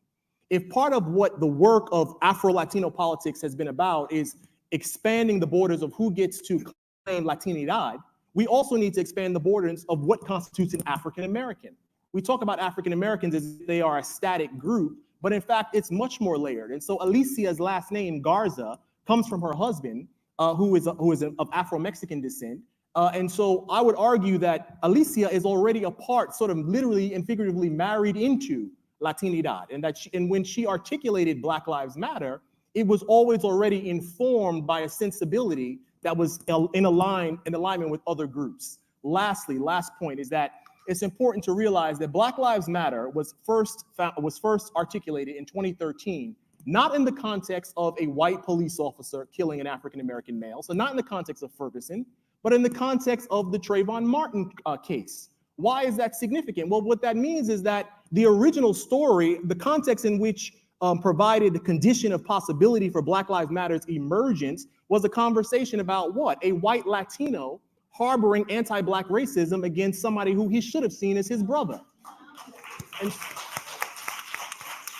And so what I'm just trying to say in closing is that when we have this conversation about Black Lives Matter in Latin America and in Latinidad, we need to be careful to understand that Latinidad and Latinos have always been integral to the story and the emergence of Black Lives Matter in the US.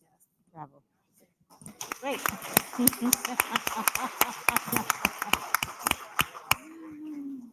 Thank you. Yvette, please.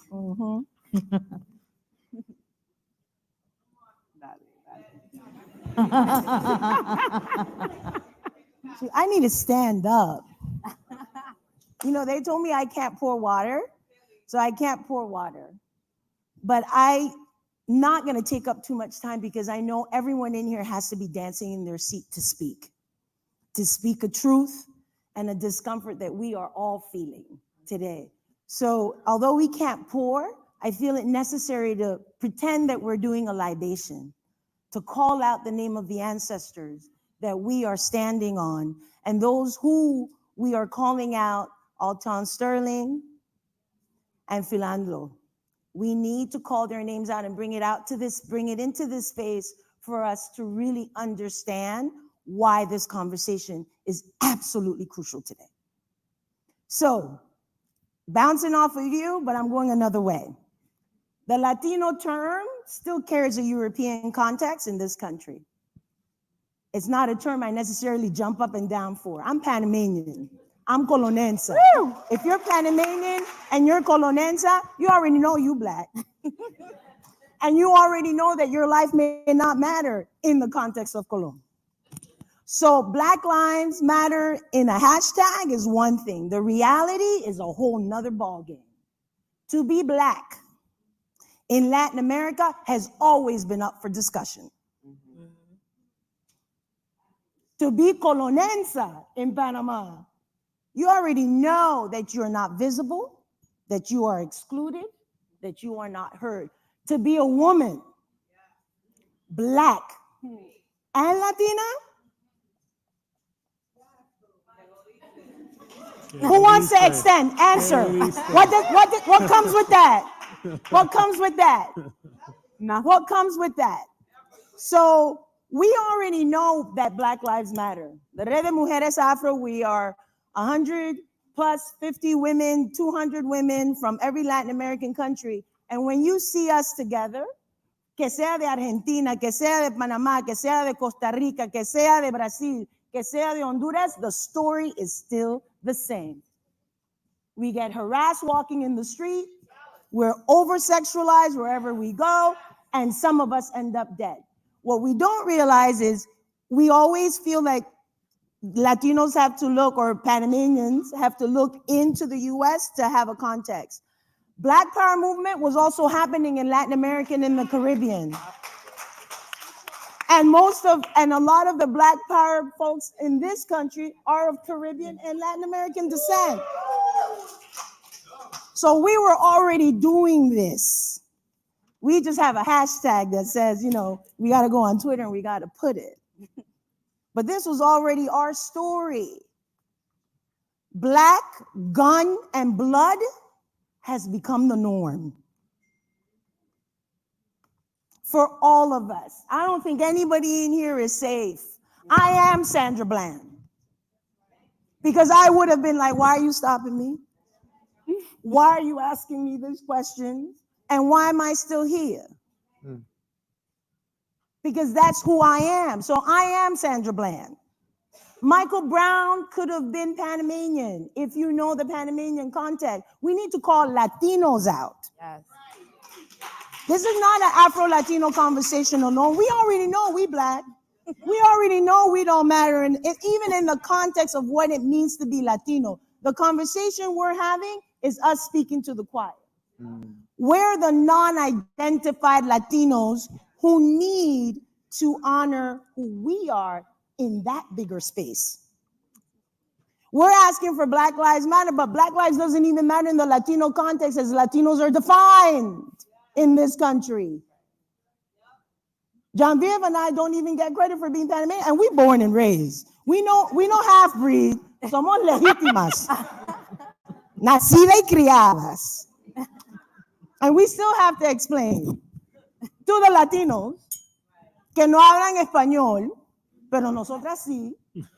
Pero yo tengo un afro y tú tienes tu dress, so that kills it. So Black Lives Matter is not a new conversation for those who are Black wherever we are standing. The difference now is the numbers, the videos are showing that the deaths are happening. Gisela Crawford, 2012, Colón, Panama, my cousin, raped and killed and left in between two pipes. Rape kit was not done porque era fiestas patrias. It was a long weekend, so no one did anything. I'm here in Boston going, Daddy, you need to go and make sure they do a race kit. No lo hicieron, ¿por qué? No fue solo porque fuera fiestas patrias. This was a Black woman that they didn't take into account. When the folks called, they didn't call the police. First, they called the media. And the next day, the front page of the paper was Gisela's body in between the pipes. So please do not tell me this is a new conversation. This is old. It's just gotten worse visibly. Because it's been happening. It's just now we have names and we get reported and someone catches it on video. But we, recently a woman said, but we visible, I see you. When was the last time you invited one of us to your table? When was the last time you really wanted to hear the truth and sit in your discomfort? If you're not uncomfortable now, even with me speaking to you, then that's an issue you need to deal with, because this is an uncomfortable conversation. This is about colorism within us. This is about classism within us, because it all plays itself out on how we even call ourselves to matter to each other. The healing is not only going to happen with how they see us. The healing has to happen how we see ourselves. Yes. Because how many of you really, just walking around here, I had more people speaking to me in English. This is Afro-Latino Festival. Try it. Talk to me in Spanish. I'll respond back. But we don't even give ourselves that. So we can't be asking for anyone to get, Black power, Black centralized, eccentric movement It's about taking care of ourselves first. And that Blackness piece is key. The Latino piece is a culture. We were dropped off everywhere. We speak an imposed language. We dress in imposed clothing. We do all of the stuff that imposed, and we celebrate it more than when it means to be natural in your hair, eccentric in your dressing, and just Black love all the time. So let us get it together. It's not just about outside, it's about inside too. So the conversation is, how do we as Latinos even matter to each other when our Blackness is at the forefront of that conversation? Yeah.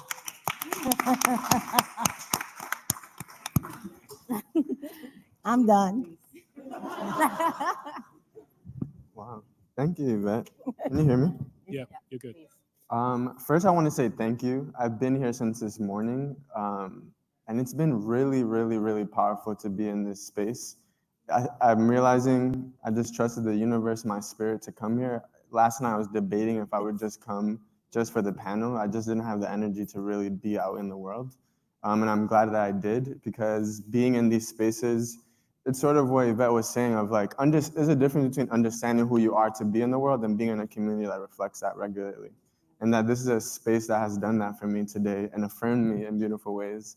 It's just mind-blowing when you're in a space of Black people that speak Spanish to you that are saying like, we embrace this, because that's not necessarily the world that I grew up in, the space that I grew up in.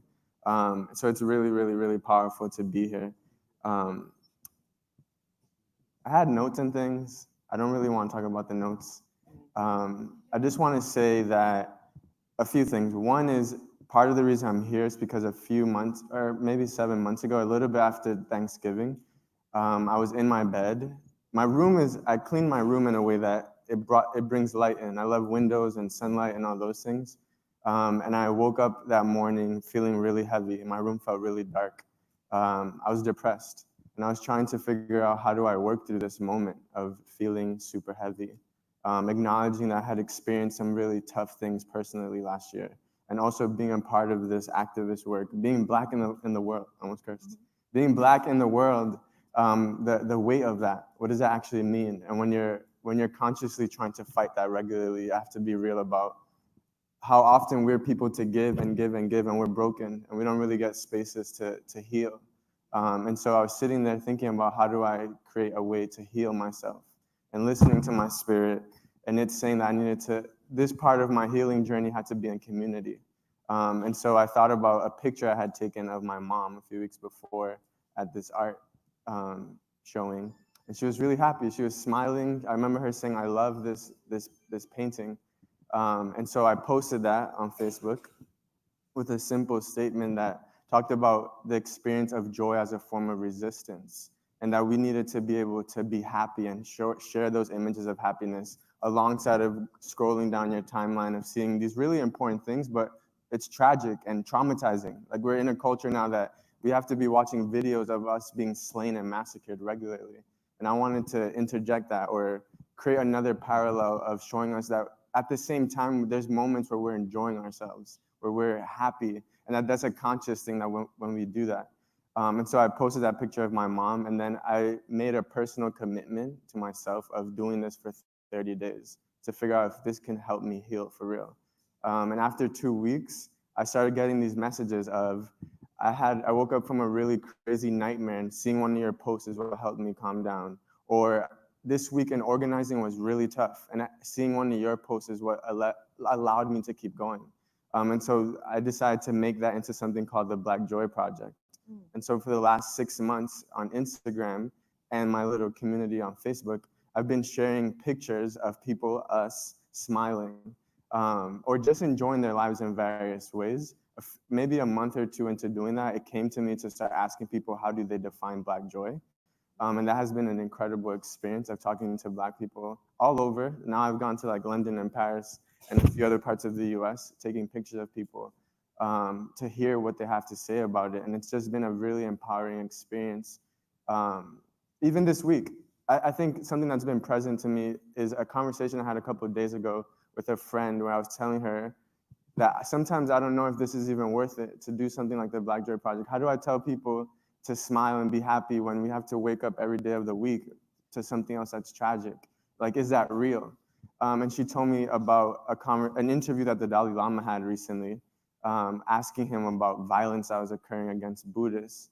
And he said that this is why we have to practice meditation and kindness. For in the moments that that's not present, then that's how we can evoke it. And so for me, what I'm learning this week, at least, is using joy as a practice regularly, or the understanding of it, is so that in these moments when we're feeling really heavy, when we're feeling really crazy, there's a space that you can call onto. And that literally the reason I created it on Instagram is so that you can physically go to a space. Even if you need it for a second, to see us smiling, if that's the fuel that you need for that moment, is to see a reflection of you wherever you are in the world, of enjoying yourself. And that I've intentionally complicated the representation in those images, so that there's Black women, there's queer folks, there's trans folks, there's Afro-Latinos, there's all kinds of Black people, so that we understand that it's a complex thing of what Yvette's saying, that we are here, we've been here in the world. And I want to be able to represent that, so that's not this monolithic experience, and particularly visually, of that's something that unites us. And there isn't an assumption. A cop is not going to stop you on the street and say, hey, are you Dominican? Right. I'm Black.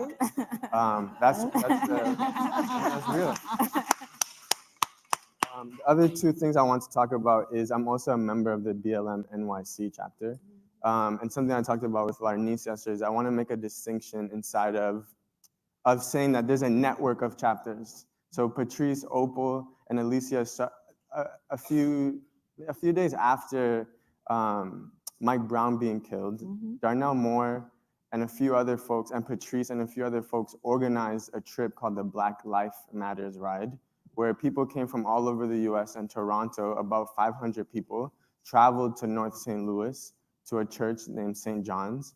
And we went there as healers, as educators, as youth activists, all kinds of people that were there, one, to contribute and to be in solidarity with the people that were on the ground in Ferguson, and also to learn from the people that were there, so that when we come back to our communities, we can continue that work.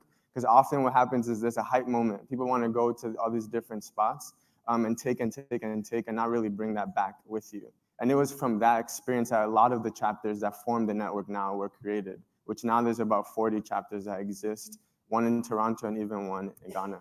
The other thing is I am also a part of an amazing group of people called We Are All Dominican. Some of them are in the audience. And this beautiful group of people formed in 2013 after the Dominican Constitutional Tribunal passed a resolution that effectively denationalized thousands of Dominicans of Haitian descent. And so this group is consisting of artists, activists, scholars, all kinds of people that care, that are Dominican, and we want to stand up and say something for our siblings, our family that is of Haitian descent. I can say more, but I just want to speak to those things. And I also wanted, someone in the audience stopped me earlier and gave me a hug and said, I love you. Qué rico. Nice. Mm-hmm.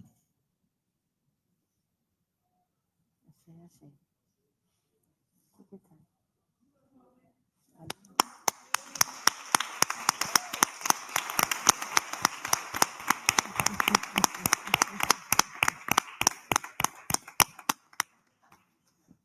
That's why I do this.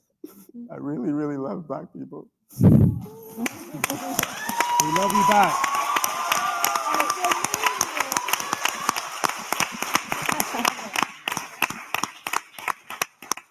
Been on the verge of tears for a while. And I want that to be spread. Like, we should stop each other. I don't know her. I knew her from like a video. And we don't really know each other, but she knew enough to recognize me and my humanity. And that's what I want people to do. It's at some point today, is to stop other people, give them a hug. She really changed my day, my week in a lot of ways. And that's part of why I do this work, particularly with the Black Joy Project, is to say I love you and I see you as Black people, and that we should be in community.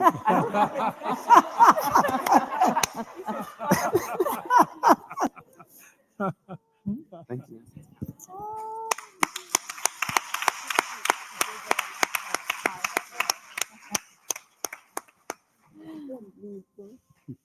Well, this is a perfect segue for our last presenter. Thank you. And I'm not sure how to follow that.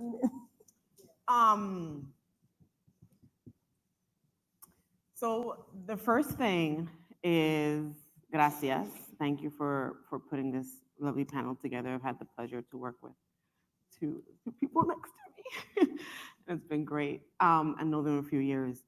I first want to acknowledge my parents that are in the crowd. They're here from Panama. Yay! And it's really important for me to acknowledge them because I'm a mother. People out here that know me, they know that being a mother is the most important job role that I have. And my parents in Panama were able to really protect me from the evil of external racism in Panama. And I always talk about how essential it was for me to know that I was a valued human being growing up. Because most of the children that look like me in Panama, as adults now, have never heard that they're important.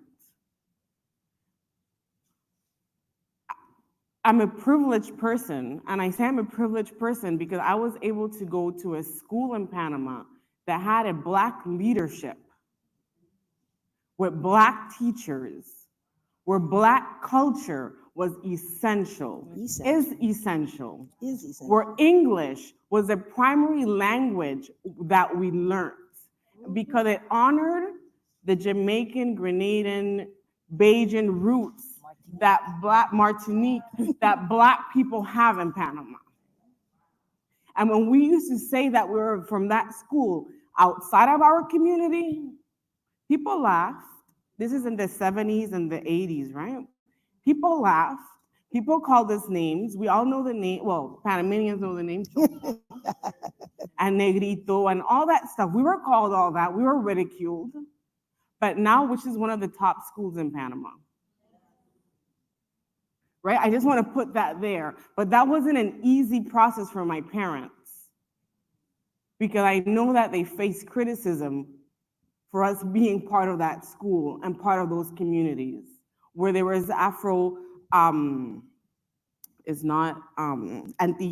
there was Ferias Antillanas, and my parents were really active in that, and they were really, really adamant about us being active in that. And we were all taught, I'm pretty sure folks on this panel, that we had to be double and work harder than everybody.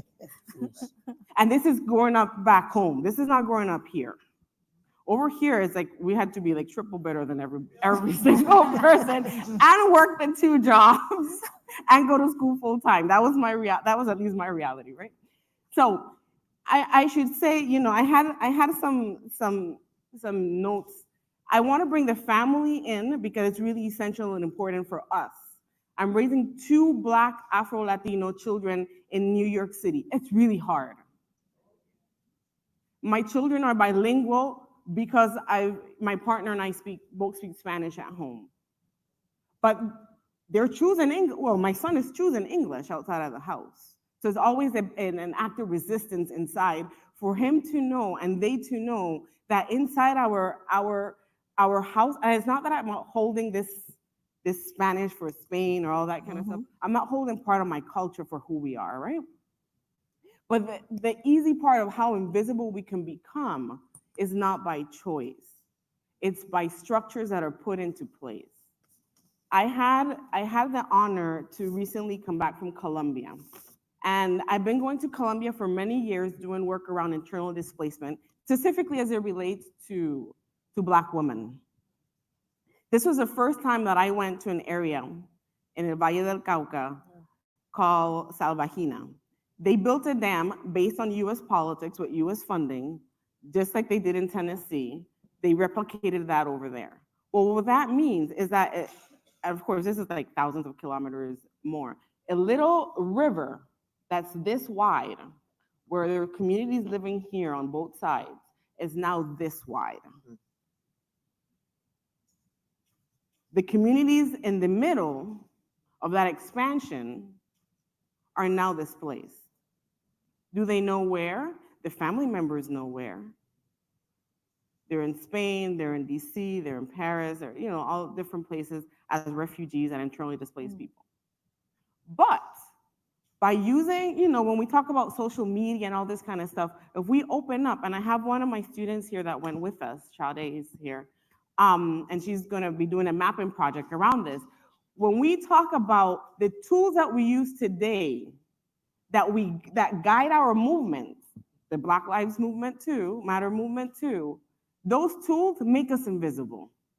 So when you open up a map on Google Maps and you look at that area in Colombia, it doesn't exist. It doesn't say that people even live there. Why don't people live there? Because it's Black people. It's Black land. The only thing that matters that's on that map is actually the dam and the structures around that dam. There's no numbers about people. There's no houses from above. There's absolutely nothing. So we were standing there in the Google Maps and we're like, wow, so there are all these structures here, but Google Maps shows it as a jungle, which means it's invisible, which means there are hundreds of thousands of people that are surviving there that governments don't really care about. And when they talk about it in an international sphere, and they show the beautiful map, guess what? We're not there. So how can we count? How can we share with folks that they matter and we all matter if we're not even, we don't exist, right? When we talk about hating the DR, I'm not part of the we're all Dominicans. I am by association because my husband is Dominican. But that doesn't mean that I'm Dominican, right? So I just want to. So when I really examine the border issues for what it is, it's not about the DR wanting to maintain its traditions and all that kind of stuff. It's not about any of those kind of things because there are other immigrants that live in the DR, right? Mm-hmm. There are other immigrants that live in the DR outside of Haitians. Tons. Are they being persecuted? Are they being kicked out? Are they being lynched? Because they are being lynched on the border. Mm-hmm. We see the images and we choose to ignore it. We choose not to say anything about it. When I speak about these issues to predominantly black activists and social justice, a lot of people don't even know these things are happening because we do not exist in a lot of areas in the United States. But we don't also exist in our home countries. So why the heck should they matter? Or why the heck should we matter if we're told that we don't matter? When we I'm gonna get emotional now because as I said at the very beginning, my children are the most important people in my life right now, my family. 99.9% of women statistically have been victims of sexual violence, right? All of us here, pretty much. And I have a daughter, right? And part of the dialogues that I have with other Black women, other Black Latina women, is how do we prepare our daughters for when that moment happens, when she gets sexually harassed in the street? What happens? Today I had to call out this man that was looking at like a 13-year-old. Oh, God. How do we stand beside our brothers as a woman that practice domestic violence at home? And then we're really concerned about their safety when they go out. But we don't matter as women. We don't matter as Black Latina women. But how do we uphold the rights of our brothers if my rights as a woman are not even in existence? How does if it's cousin lying between tubes and we don't know about it and nobody really gives a damn about it but us? And when we talk to brothers about this, it's like, brothers are really scared. I was talking to my husband this morning. Brothers are really scared to go out now. I get it. I've always been scared to go out. Right. Exactly. Exactly. I'm scared that if I don't answer to a man hollering at me, I'm going to be grabbed up and raped. And I've said this many times in panels before. Everybody's like, oh, wow, she got intense there, right? But there's no real response about how do you ensure my safety and how do you tell me that I matter and I'm valued?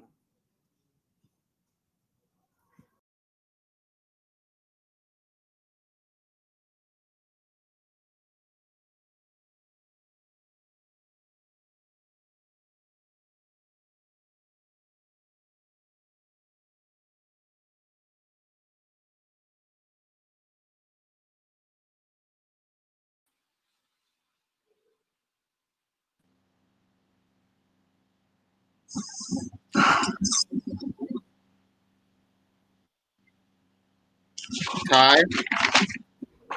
Yes, sir. Right. Got a serious panel here. Uh-oh. Hey, it looks beautiful. For some reason, I'm not seeing everyone. No, it's gonna give you some kind of problem. You gotta have some kind of problem doing this, you know that.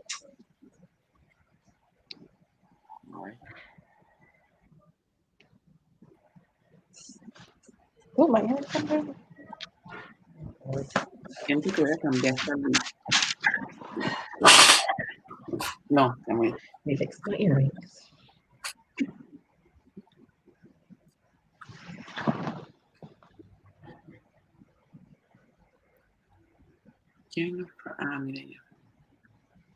Hi.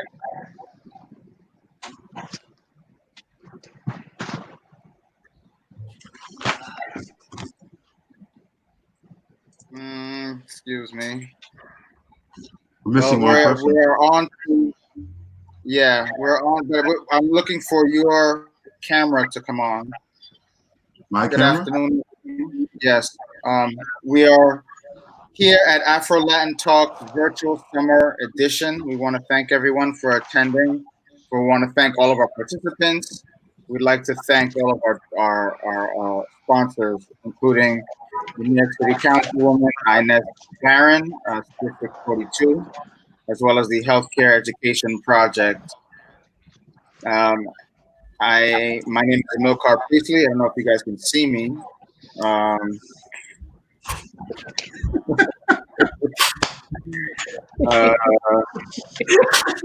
The jokes later. Don't worry. I'll save my jokes for later because I love you. I can't see you either. It won't be you know this, right? Hey, you chose me as your brother. I love you. I'm here. Oh, God. Hey. Perfecto. Well, Ty, would you? I'd like to introduce our moderator, Ty Allen, who's on the green boxes until we get this sorted out. Ty is a poet, community organizer, founder of an innovative event here in Brooklyn called Tap and Cork, which aim to expose and highlight breweries, vineyards, wineries, and other distilleries that were owned and operated by Black and brown folks. And so we've been working for some time on different items, and we're pleased to have him here moderating this particular panel, where we're going to be exploring some of the behind the scenes of the arts, culture, and entertainment space. And so without further ado, I'm going to drop off, and I would like to introduce Ty Allen. Good afternoon, everyone. Yes, this is amazing group of people. So I think we're missing one person. Is our friend from New Zealand going to join us today? I'm not sure. I guess we'll find out soon. Hey, there's my buddy. Hey. How are you? Hey. Can you hear me? Long time. Yes. I think awesome. I can hear you. Can everyone else hear you? All right, good. This is beautiful. Today it's 4 p.m. Afrolatin Talks and our conversation. Oh, we just lost Mike. Mike, come back wherever you are. Our conversation today will be about media arts, culture, but a large part of our conversation will be about the business, the back end, the strategist, the lawyer, the gaffer, the programmer, the curator. And I don't believe in telling people stories. I want to introduce these amazing people. We're going to do it in alphabetical order. I'm asking you all to take about 90 seconds, a little maybe 2 minutes, because you have a brilliant resumes, and talk a little bit about yourselves. And then I have a few questions that I hope the audience and you, we can jump in and learn something new together and tell some things new together. So without further ado, as they always say, please, Aisha, tell us something about yourself that we should know. That resume is long. I could be here for 100 minutes talking about you, as everyone else here as well. Oh my! Why? That's why I hate that my letter is A, because I'm always first, right? Cool. I did give it warning. I said alphabetical. I said it. You should have mixed it up a little bit. Well, hi everybody. I'm Aisha Diori. I was born in Nigeria. I'm Nigerian, Ghanaian, and from Niger. So like Mama Africa, they call me Pan-African, right? In a sense. I came to America when I was really young.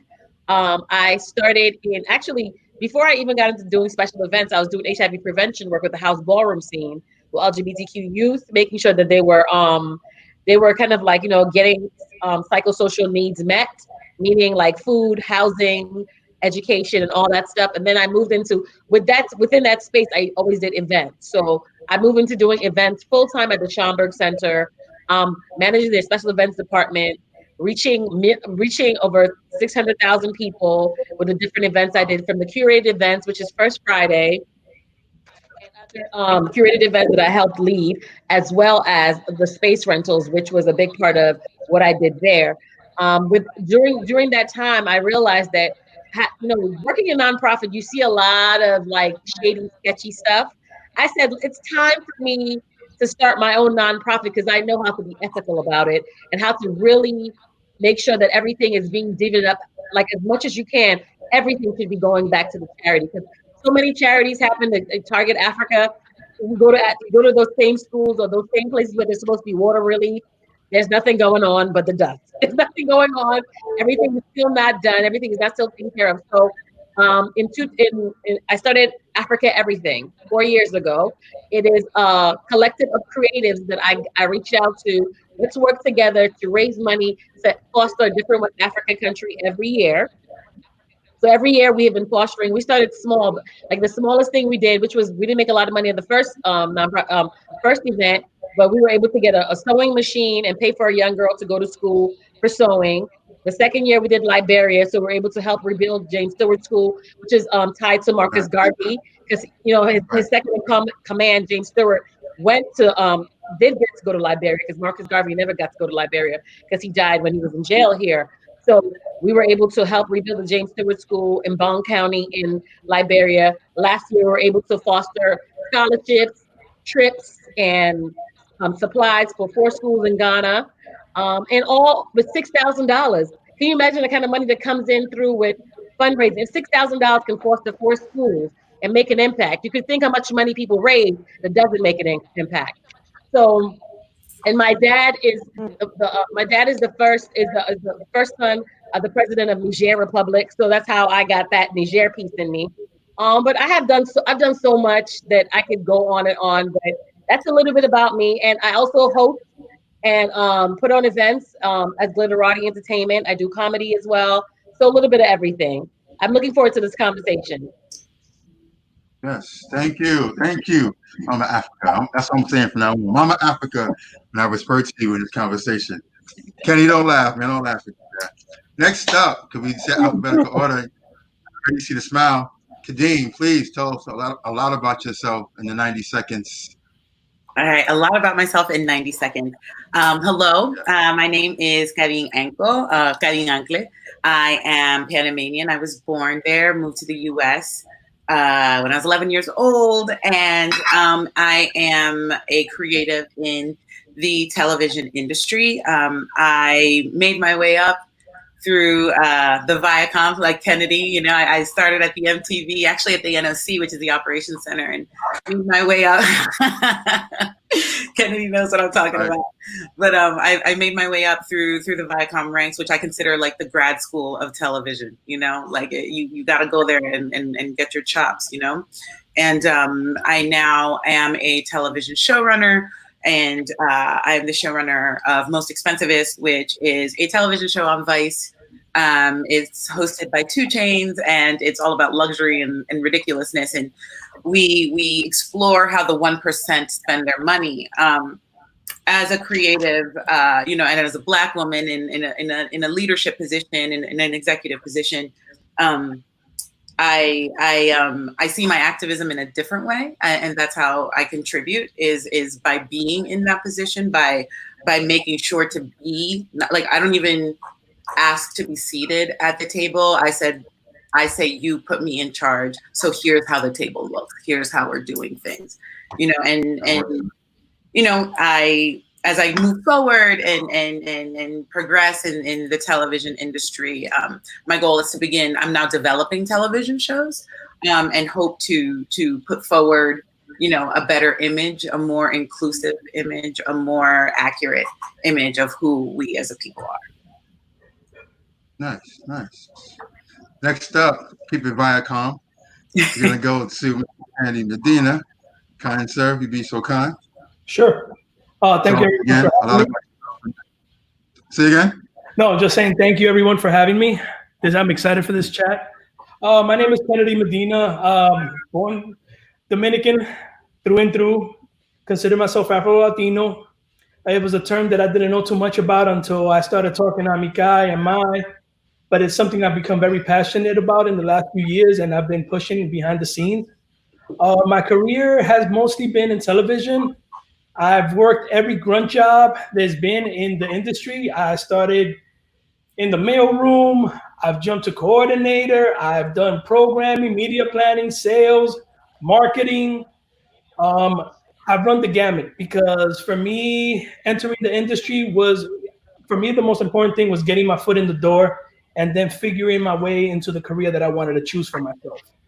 And along the road, it has never been easy, but because being one of the few minorities in an industry that's predominantly white, it's hard to navigate those levels and try and increase or get into the position where you can make a difference within the community and also the workplace.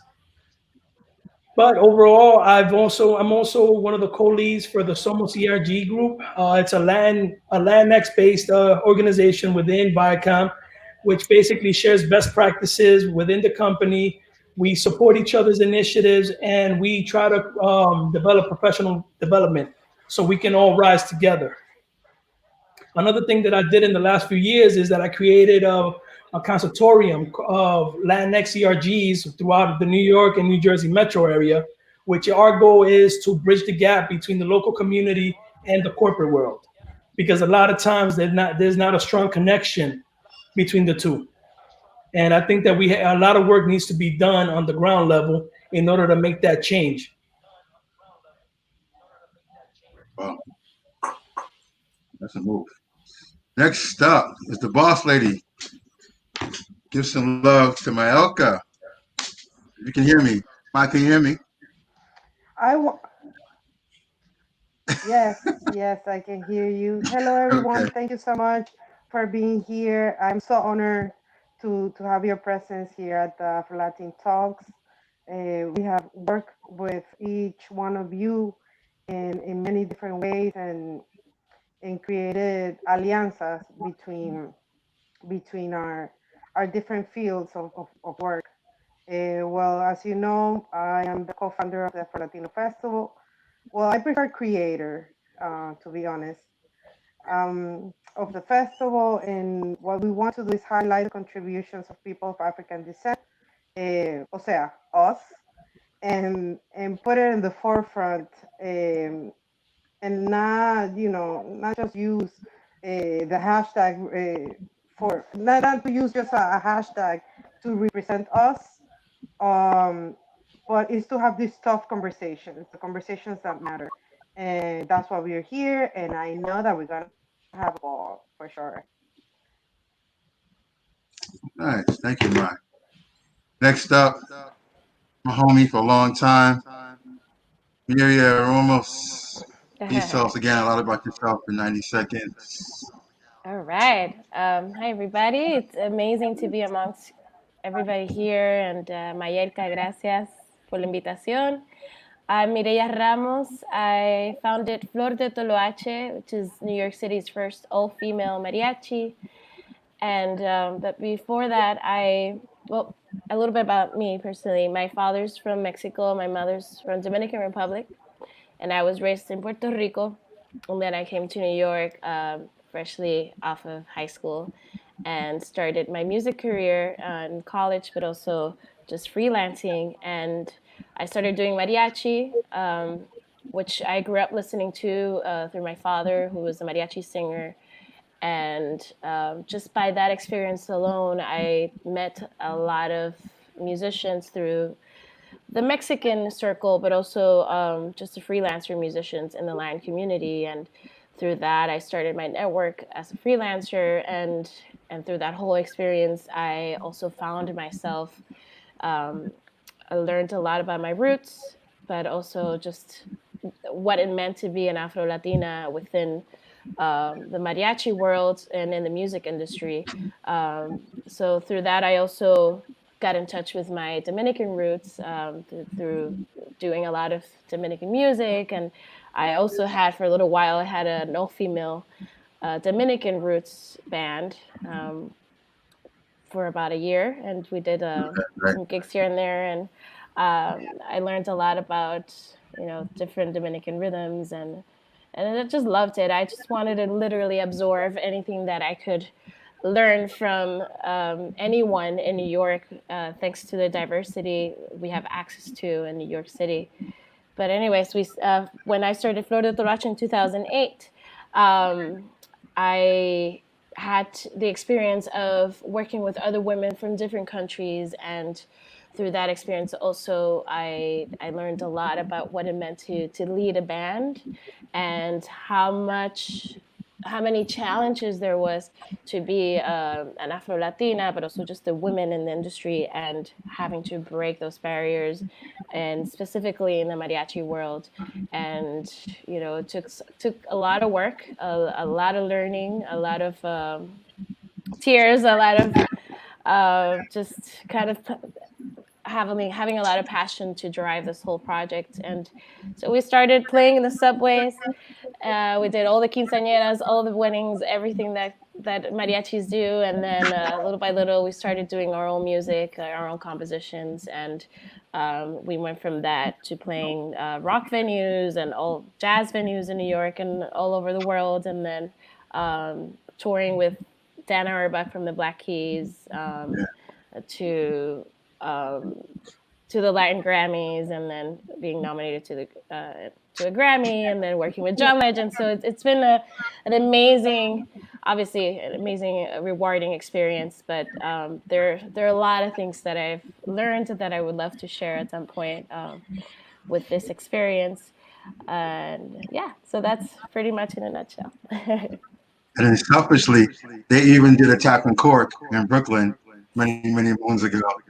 So yes, I've been blessed to be around them. Thank you. And working on music with you with our good friend Shay as well. So that's so right. it's a small reunion for the two of us. Yes. So I want to jump into this quick and start from the beginning.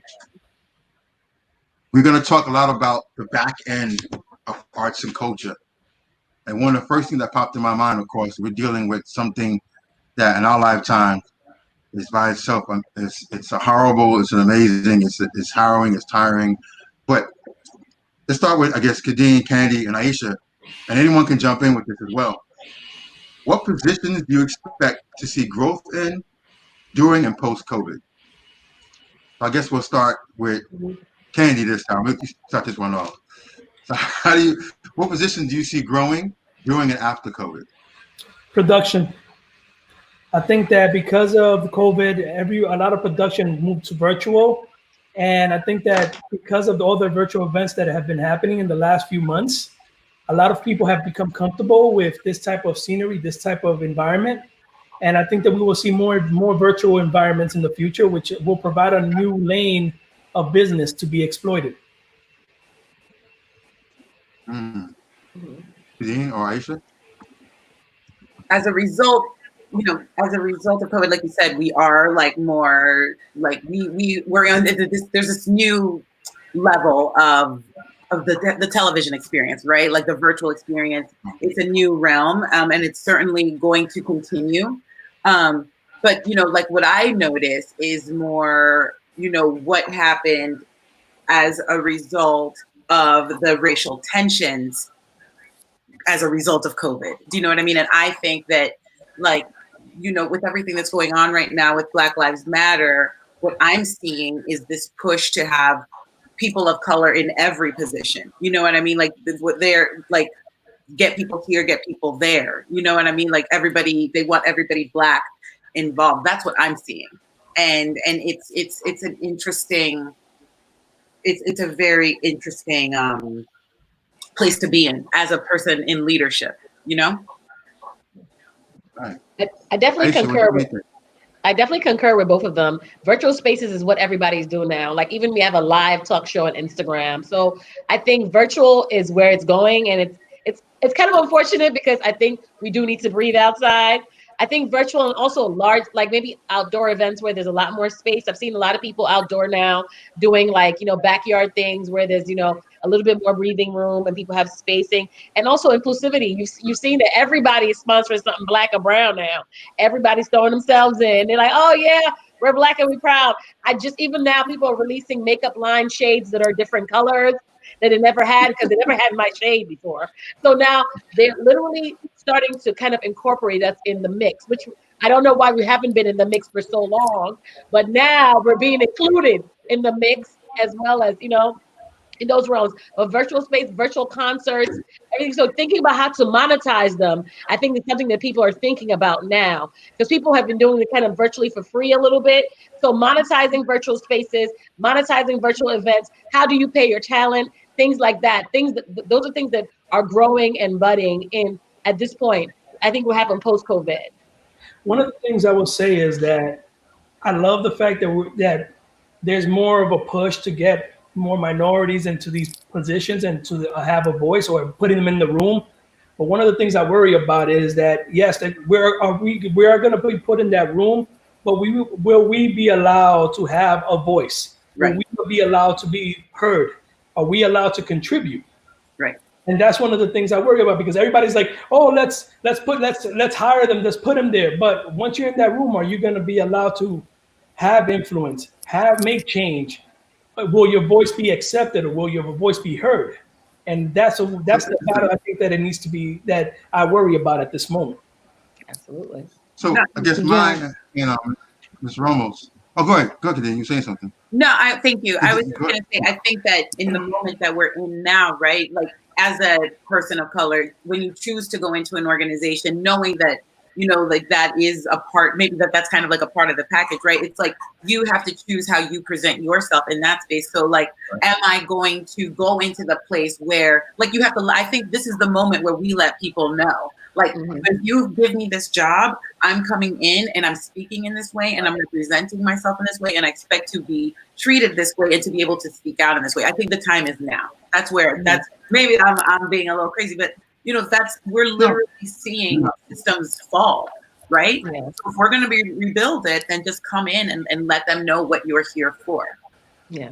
No, I agree. So Miriam, how do you see that? Well, go ahead, Kenny, for accident. No, what I was going to say, go ahead. I agree with Kadeen, sorry. No. In that sense that we can be as vocal as we want, but sometimes that's not the reality once you're in that room, because you can be passionate, you can voice your opinion, but the way another person views it or accepts it is a completely different environment. Because I've been in rooms where I voiced my opinion about certain things, and instead of them taking it as being impassioned, they looked at it as being aggressive or trying to force my views. 100%. Absolutely. And I don't know that change now is the question. But isn't about that like a mask Miriam. that's like a Go ahead, hat that we have to put on, when we are at that table, and when we're so passionate about expressing our points of view that are absolutely valid, but then it's like still playing the game, Yes, I agree. and that's my main concern, because these corporations they are expecting tokens of us, or to make tokens out of us, and they're not fully prepared. Go ahead. So as independent curators, this time is for you and Miria. How do you see it from the outside in? Aisha, you probably jump on this too as well. As independent curators, we're trying to get into the room, which is as important as being inside the system. How does that work for you? Not be a token, to be strategic, to get the money that you need, and also the results that you want. Well, I mean, I think that the issue lies on who actually has the power to change something, right? You can voice whatever your opinion is and your idea is, but But at the end of the day, who has the power to actually put their foot down and make that change happen, right? And I think that's where we run into the same issue. Like right now, we might have those positions for certain people, and what I've seen in the music industry is that yes, they might use our music, they might use our image, they might use diversity campaigns, but do we actually have a voice on what's going to change in society with our music, or what message we actually want to bring to the people, or what's portrayed at the end of the day is not actually what the message that you want to bring. It's whatever is going to generate money, right? And whatever is going to please the trend, because right now, unfortunately, yes, there's this explosion of black this, black that, and I'm proud and all this stuff, but it's more like a trend, right? And unfortunately, that bleeds into everything, and art, music, and more music, right? Because if people jump on the idea that the people are going to consume right now. So that's the sad part as an artist, but what you also have to, like Mayedka said, is you have to play the game, and you have to kind of also jump on the opportunity that, yes, I can promote myself, and I'm gonna continue to push my ideas. I'm gonna continue to, until it happens. So I think that's all we can do, and it'll get there. People will connect with your ideas and your thoughts and your expressions, and if you can just change one person, that's enough, and that's important, and that's what gives value to your work, and that's something that we have to remember. And I think right now it's a great opportunity, because if you're, before you had to be in front of an audience, and that kind of that's kind of what would define how much people are following you, right? And how much feedback you get. But right now you're all alone behind a camera or behind your computer, and it's a good opportunity to kind of forget about that, and just reach as many people as you can, and see how many people you're going to change with that. But it doesn't matter. You just kind of let it out, and continue your work, and hopefully, and I'm sure we're reaching a lot of people. There's a lot more panels like these, and happening, a lot of conversations happening that needed to happen a long time ago. And there's beauty in that, of course, and hopefully, So we're thinking about that. A lot of our conversation is going to be about the next generations. So how do you guys? Anyone can answer this question. Now, obviously, there are three primary ways: education, mentorship, and self-learning, or DIY. I don't think either one is the best method, but can anybody jump on the one you think works for you? So I'm going to start with Maya on this one. What was the best method for you? Was it through education, mentorship, or self-learning, or a combination of the three that helped you create your path to where you are now and where you think you're going? I think a little bit of everything. Definitely the education. Like for the festival, we try to educate, affirm, educate, and celebrate. And we try to constantly connect to all of those three agendas as a festival. I think that for me, I've never been like in corporate America or anything like that for work. So for me, creating this platform, it was my way to reflect back on those things that we need as a community. We still need to educate ourselves. We still need to educate others constantly, and that is a lot of work. The whole thing is a lot of work on each one of us on a daily basis. um but also, like we had between Amilcar and I, we had a difference of opinion. He's always been very political, and the affirmation part, but not so much into, he wasn't so much into to the celebration of it, because he was afraid that we will perpetrate this concept of Black people, doing the song and the dance, right? So he was like pulling away from that. So I feel that with the festival and developing this project, we have found a way to respectfully complement each one of those aspects successfully, in a way that is genuine, that is really directed to our community, with our community in our thoughts, in mind, with that kindness, with that legitimacy. Right. Kennedy, can you jump on that a little bit too? What do you think? Tell me from your experience how you use education, mentorship, and or self-learning. For me, I think because my career was I call it the life of hard knocks, because I was the first generation entering the corporate world and not knowing the game that you have to play in order to elevate yourself and go and rise within the corporate world. One of the things that I learned right off the bat is that you do need a mentor. You need someone who's been in the game, who knows how to navigate those waters, and can help give you the almost like the blueprint so you can start taking that next level. It's not always going to be easy, because a lot of times the game that you're playing is not who you are as a person. And sometimes you have to assimilate in order to play that game. And when you assimilate, you lose a little bit of yourself, of who you are authentically. And sometimes that part that you lose about yourself is your ethnicity. You become a little bit more corporate. You speak a certain way. Your tone is a little different. And because of that, I struggled in trying to get to those next levels, because for a long time I pushed against that landscape, that game. I just wanted to be myself. I wanted to be accepted for who I was. You want access, not inclusion. Yes.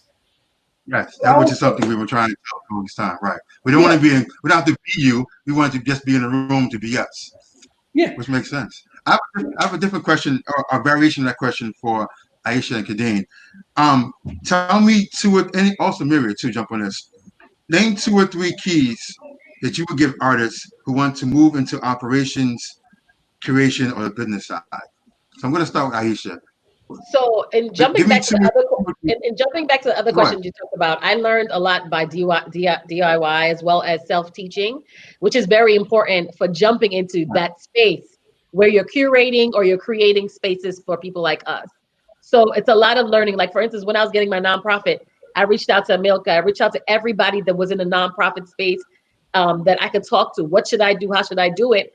And from all of them piling together and teaching me, I was able to get it in like a month. Can you imagine getting nonprofit status in a month? It takes people years to get it. So I think in other ways, also tapping into your networks, because your network, no matter how small, no matter how big, know somebody or know something that can help you move forward in your production pieces or creating whatever it is that you want people to know about, learn about. So networking is very, very important. Networking, reaching out to your spaces, and also be willing to fail, because everything is not going to happen at the time that you want it to happen. But when it's time, you'll find out that you are moved to the front of the line, right? So being able to fail, learn from other people's mistakes, be able to be humble enough to keep on learning, because I don't think anybody ever stops learning. So whatever it is that you're into, your craft, your field, make sure you keep on learning and just being on top of what's going on, like trend-wise, what's happening, how should I pivot? Because, for instance, my fundraiser, Africa Everything, was a social gathering at a club, and we had different aspects, dance and everything, DJs, performances. Now we have to move into a virtual space. Totally new to me, but I have to make it happen. I have to make it happen for me. So I'm going on other virtual events, seeing what they're doing wrong. For instance, they have DJs coming in from different places. I've learned that doesn't really work sometimes because of the sounds.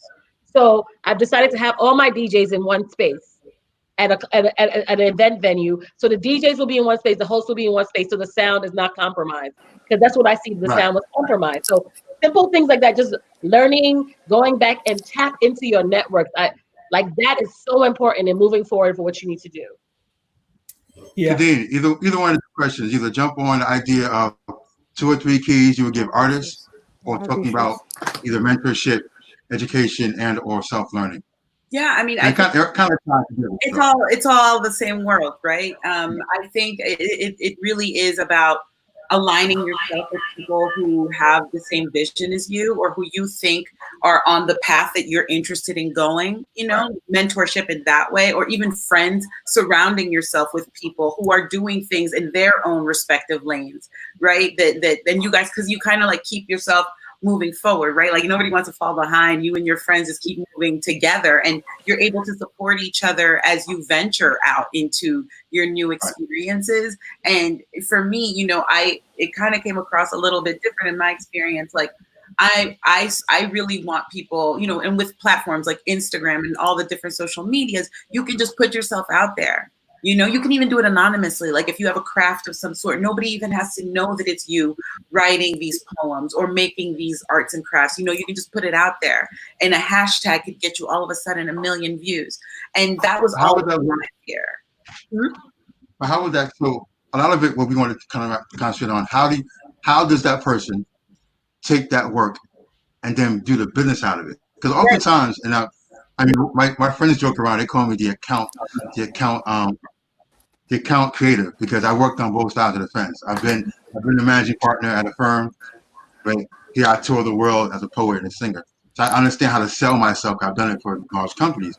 So what information would you give someone who wants to go from art to doing the back end? Because right now, a lot of stuff we got to do is DIY. There's not a mechanism behind you, but you can still take the same rules. So what kind of rules would you or Kennedy, anyone on the panel, give that someone can use while trying to make that transition? You know, I think if you have your money. Sorry? Oh, sorry. No, go ahead. Ignore me. Go ahead, please. Oh.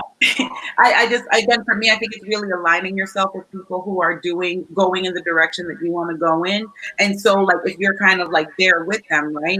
And you're learning from them, and you're in the environment, you're also showing that person what you can do. And all it takes is one person to put you on.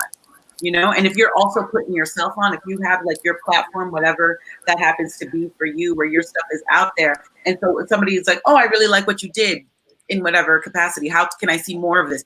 Go to my website.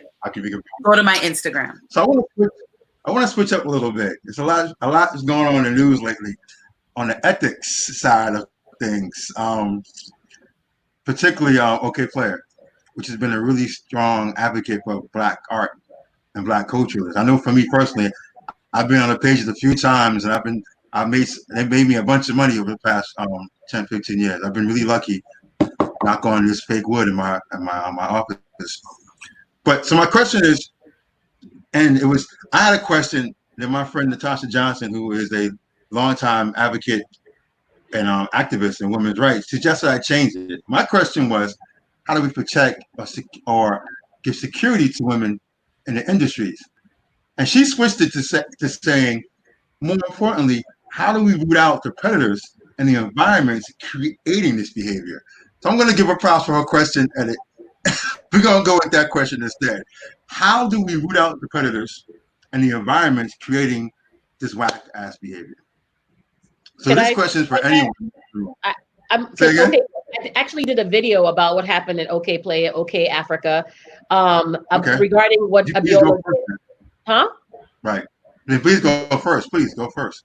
Yeah. So regarding what Abiola did, I think that it speaks to the fact that women's voices are quelled, because a lot of women go through misogyny from Black men in organizations, and they literally sweep it underneath the rug. And let's talk about the two elephants in the room. OK Play and OK Africa are predominantly owned by two white women, but they were painting it like it was owned by entity, that it was an African-run, African Black entity, and it's not a Black entity. There's an echo happening. Do you hear? Okay, it's not a whole Black entity. So that speaks to the fact that these two white women knew that this man has been doing some nefarious things, but they didn't protect the Black women that were there, that were doing all the work. So I feel like one thing for Black women and people there, I know that everybody wants to save their job, right? We all want to make sure that we maintain our livelihood. Sometimes we then tend to stay quiet when things are going wrong. So I think cultural institutions, as well as institutions that are supposed to push the diaspora, when things happen, you have to attack it face on. You can't just believe one after the other. You really have to do real vetting, because until people started writing on Twitter, and until somebody said had a sexual attack and talked about him being sexually predatory on them and raping them, that's when they finally released, because the women were complaining for almost a week or some change, and before that, and nobody ever did anything to him. Till it became public, then they did something to him. So how do we start to fix that, even in our little spaces? Because I think it starts from you individually helping and maximizing and stopping that happening in the spaces that you're working at or in the spaces that you're in charge of. And, it doesn't just take a big organization changing. It literally has to come from the grassroots to change things around. So now it's really great that everybody's jumping on it, but it happens everywhere. This happens all the time.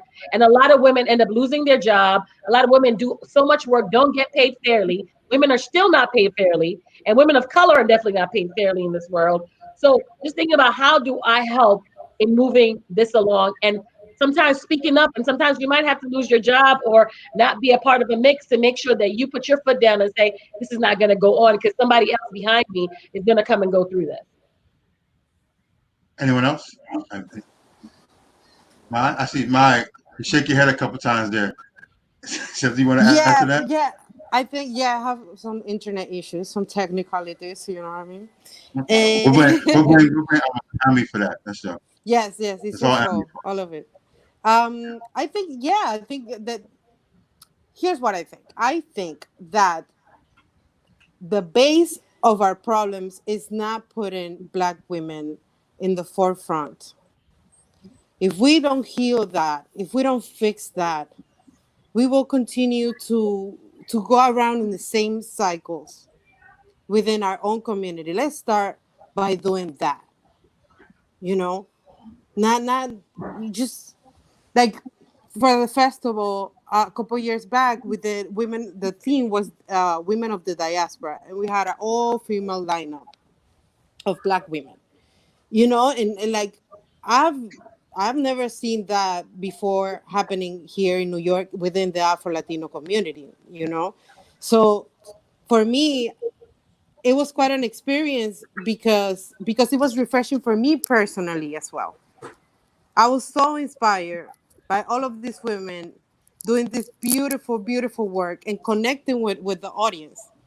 So it's about that. It's putting women in the front, in positions of power, and following the decisions that we make. Candy? Yeah, no, I agree 100% with Mayelka. And that's kind of like what I was saying about, having getting to a point where we have women of color and people of color in the decision-making, process, in that it actually are the cultural impactors, So to me, it's like, let us seize upon this moment to get ourselves in these positions where we can continue to grow and continue to speak on behalf of our people, right? And to so that it's like, as a person and, Kennedy working in programming as well, right? Like, we create the images that are put out there. We literally are part of that creation process. And I take that as a very serious honor. And so I am often the only person of color who speaks on a show that's all about people of color. You know what I mean? And so it'll be, it's not, there's no story blame. of my life. There's no blame in that. It's just the structure, right? And so I take that job very seriously. And there are times where I'm like, it's like, you cannot portray that man in that way. You cannot position, and it was something about even Latino women dancing. And I'm like, let's not, or even what Latinos look like, and I get to say, I've worked to be at a point where I get to say, we need to change this image. We need to address this in this way, and my hope is that we can continue to fill those roles, and so that we can provide a more robust vision of who we are as people. And I know, I'm like gangbusters, let's break it all down, right? And I understand 100% that we can't all just come in and kick the door and say, I don't care. We each have a role to play. And sometimes that does require us to kind of just sit back and watch, right? And move more silently. But I think that as we all kind of, fill in the blanks, right? Mm-hmm. Filling in the blanks to provide a more colorful picture. as opposed to the black and white that has been the dynamic for all of our existence, you know. And as people who have lived on the fringes, it's nice to now be in the mix and to find our way into these positions of leadership. One thing I know we're getting toward it. I'm sorry, Mark. Look at Go ahead, Mark. the work that Shonda has done, you know, exactly in television. I remember I'm a fan of How to Get Away with Murder, and I love that show. And there's this scene in which Viola Davis takes off her wig, and my jaw like dropped. I cried because it was so emotional to see how sometimes we are forced to wear a mask to fit in, and to see that on TV in such a beautiful way that changed the moment. That changed the moment, and I realized that things are really changing. Right. I understood in that moment the power of guiding the narrative. Exactly. That was beautiful, and I hope that we find a way to contribute to that on a daily basis, in our work, in our words, in our experiences, in our exchanges with other people as well. 100%. I like to add that. Go ahead. I'm going to ask you to add something to it before we move on. I want to make sure we get the last question in. So, Okay. Kennedy and Miriam, if you want to add on, please do. Yes. Go ahead, Kennedy. I agree with all the ladies, but I think that the other element that we have to think about is that once we put a woman in that position of power and in that position of change, that we support her and we have her back. Yes. Because personally, and I'm gonna be honest, at Nickelodeon, we had that situation where we had a person of color in a high level position, and she was making the type of change that we want to see in every company. And the amount of forces that she had to go against and the amount of walls that were put up against her was to the point that she couldn't break those barriers. And it's because she didn't have a support system to have her back and help her get through those changes. Yes. A lot of times, yes, we can elevate a woman and put her in the position to make that change. But if she doesn't have the foundation and the people under the, you know, like you said, like the support system, she's not gonna be able to make the difference that we need her to make. That's important. Understood. Yeah, So, I know I just wanted to add, I'm sorry, Ty. That's a very good point, Kennedy, because also not just from men, but within the women, you know, between women, you have to find that support, and also the dynamics between women and women, women and men, you know, those things need to change, and we need to be aware that that's a thing, and that we need to kind of break that cycle and that mentality and those dynamics in order for that support to happen. Yeah, we can't be like, oh, you know, that's true, girl. That's so true what you just said. You know, that was great. Yeah, that's it. You know, that's just not enough. Okay, great meeting. You know, right. All right, we gotta do some bill paying here. We gotta go a couple things we gotta go over. So one thing very important is the census. So I wrote this down. So I wanted to make sure this came out the way I wanted it to come out. The census is important for funding allocation, the electoral process, and of course, government and legislative district guidelines and lines and borderlines, or boundaries. Now, and we only have about 4 minutes. I know it says 4:53. We got some other things to do, but everybody got to be quick now. How do you see the census relating to arts and culture for growth, for funding, or execution? So we're going to start alphabetical again. Aisha, talk to us. So first things first, when I first came to America, and is somebody talk? First thing first, when I came to America, when I came to America, my mother used to be scared to fill the census because we didn't have our papers, right? So we used to be really, really scared. Nobody filled it out. We'll see it and we'll shred it and throw it away, honestly.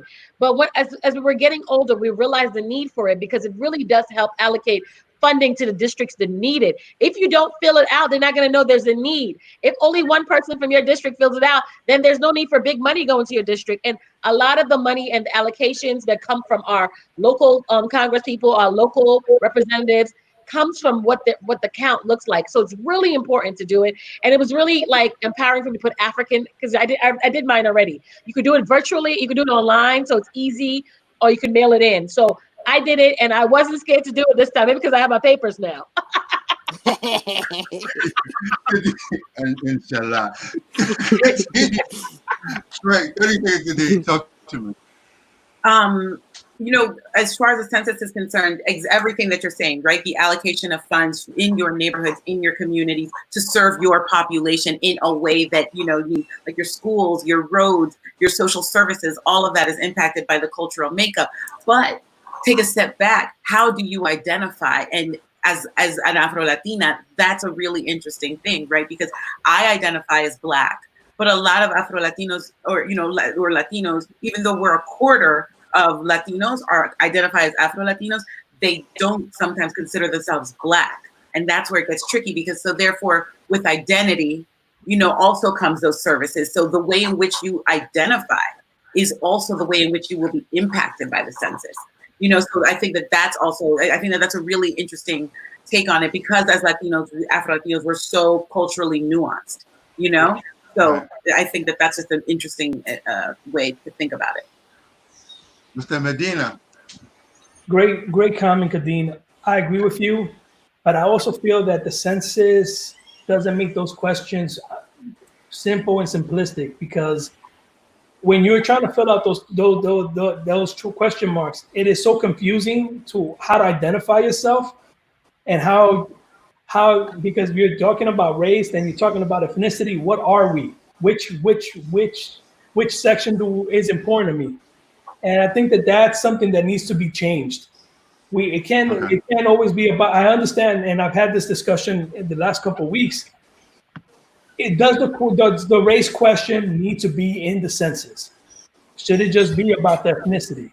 But the problem is that a lot of people who are descendants of, let's say, Danish or Poland, that live in the Midwest, they just identify as American. They don't touch on that ethnicity or that background.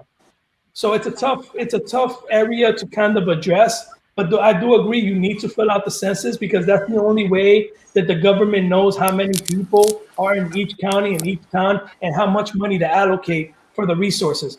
But another thing it also does is that, depending on those numbers, the education curriculum needs to change to adapt to that, to those changing variants. Mm-hmm. Yep. Miriam. I mean, excuse me, Maya and Miriam. Go ahead, Maya. Everything you guys said. Sums it Okay. up. That's Go for fill 30 out the seconds. census. Okay. Yep. Miriam, what do you have for us? Agreed, everything Hey, everybody said. But also, I think promoting it and educating people about it is important, because I personally didn't know that the census specifically was linked to funding, for example. So I think a lot of organizations are doing that. They're targeting Latino communities to educate about that, and that's important. And as an artist too, if you have that platform, it's important to kind of educate people on that, and the other points that we touched today, like identifying yourself and what you feel linked to, and all those questions are important. And I think those things kind of bring that conversation up. So promoting it as much as you can. A fun fact about the census: the census determines how many House of Reps you have. The House of Reps determines how many electoral numbers you have for presidential election. So if New York was to lose, let's say 1 million, to be extreme, we would go from 44 to 42. That could change who gets elected in an election cycle. So these things have a larger impact than we actually see. It's funding, it's electoral process, it's the boundaries for your legislative, state, local, and Congress. All right, so we're gonna end up, we have one last question before we leave. First of all, I wanna say thank you. It's 5 o'clock. The man behind the curtain says we have 10 more minutes. He's messing up my audio and video, but he's telling me stuff from behind the scenes. So I want to do this. We talked about it earlier, but I want to go back into it. Technology. So we're not preparing our communities well when it comes to technology. It's a known fact. It's been a difficulty because of funding, because of skill sets. Now, what DIY boat vehicles can you guys suggest that people use to get better in some form of technology? And I'm going to give you each something to jump on. I'm going to give Kadeen camera work. I'm going to give Kennedy, then we're going to go to Kennedy, then we're going to go down the line. I know, Kadeen, you've worked in multiple areas when it comes to the film aspect. So let me start with you first. Then we're going to Kennedy. I got something different for you. I think our phones are the most powerful tool we can have right now as creators. You know, like you can download so many different kind of apps, depending on what you're into. You know, the actual iPhone now, the Android, their camera capabilities are insane. I right now have a friend who is in an exhibition at the Museum of Modern Art in Bogota, in Colombia, because he just walked around New York City with his iPhone, taking pictures during the pandemic of just the isolation. And somebody found it on his Instagram, and now he's in a museum, you know, and he's a writer, director in New York, you know? So, you know, that wasn't what he was looking for, it found him. So, you know, your phone, like, whatever you're into, if you're into writing, like, you know, like these platforms like Instagram, you know, if you write these little poems, you can get these like awesome apps to make it look pretty in some sort of way, you know, more attractive. It really open yourself up to the possibilities and they will find you. That's what I believe. So Kennedy, on your side, when it comes to media services and programming, what can folks do as DIY and self-training to help them build better skills or work with better tools? In my field, it's just have a broad spectrum in terms of what you learn, because in terms of managing a television network, you need to know a little bit of everything. You need to know about sales. You need to know about marketing. You need to know about creative. You need to know about production. You need to know how to tell a story. And in order for you to do that is you have to just educate yourself on so many different levels. But I think that what you have to be is impassioned, because in whatever career path you choose, you have to be willing to struggle a little bit, take losses, and continue to move forward and push until you reach that goal. Because no career is easy. And you know what they say is a lot of times is that find what you love doing and figure out a way to get paid to do it. But they don't tell you how hard it is to get paid to do what you love. We never tell them how to do it. We just tell them go be an astronaut and never tell them to take a business class. So I want to edit this question a little bit for my last three folks. The three of you are curators, hardcore, big time culture curators. So starting with Aisha. Yes. Can you tell us something, even a technology tool that you use for accounting that anyone can learn? Accounting or just design? Like accounting? Do it again. Accounting, like the money aspect, the budgeting. Accounting. Oh. Is there something that you use? I have a different one for each of you. That's all. These are important aspects. Accounting. I like FreshBooks. I like HoneyBooks. There's what's the other one? The one that's more expensive. I forgot what it's called. They use that, QuickBooks. QuickBooks, yes. That's the for accounting. Those are the things that are go-to. Or you just have to go back to the old school and create your Excel spreadsheet, and also and create your Excel spreadsheet and start to tap in your data and tap in what the sum is. But I've noticed that I don't know if we would have a small budget, a little something. I also tap into Fiverr a lot. Fiverr has somebody that can do everything you need to get done. If you want to write that poem and you just want to talk about it, they can write it for you. If you want somebody to create a video for you, they can do that for you. Flyers, documents, everything, like videos, all that. So Fiverr is freelance workers that work together to create stuff for people. So I think it's always good to tap into because you're also supporting small business. So there are a go-to for me. Fiverr is a definite go-to for me. So, yeah, I know you do stuff with education. What's a great way for an artist to start to build or learn about curriculum building so they can go into arts and education and maybe being a teaching artist or curriculum developer? Well, there's so many ways that you can educate through your music, and I did a lot of school shows through Lincoln Center and just through the public system as well, and through New Jersey Arts Performing Arts, New Jersey. What is it called? I can't remember the name of the organization. But there's so many programs that are out there that are promoting music education or just cultural education through music and art and dancing. So it's out there, and now it's all done virtually. So now jumping into this new world of the virtual world, there's so many things you can create your own educational program. And what I've seen a lot of people do is just like they create a whole program and they kind of have pre-recorded videos, and they sell that program to different schools or do private lessons, or there's so many ways that you can be creative. And now it's a great time to do so, and you can reach a lot more people through this virtual world. And another thing too that I find really useful is for an artist is Patreon.com, and you can create your own page, and people can subscribe to you, and you basically can it's your own narrative. So it's whatever you want it to be, and you can either sell yourself as an artist or sell content or educate people, whatever you want to talk about on that page, and people subscribe to you as an artist, but to also connect with you and your art, and know more about you and your content. And you can just put up there whatever you want. So Patreon.com, I have one, my band has one, tons of people have one, famous people like DJ Bobito, Garcia, yeah, right? And it's great, and it's kind of like back to the basics of it's also a great way to monetize, because there's so much music happening for free on Instagram and on Facebook. And I think that that's the next step to monetizing, is moving everything to Patreon or platforms like Patreon.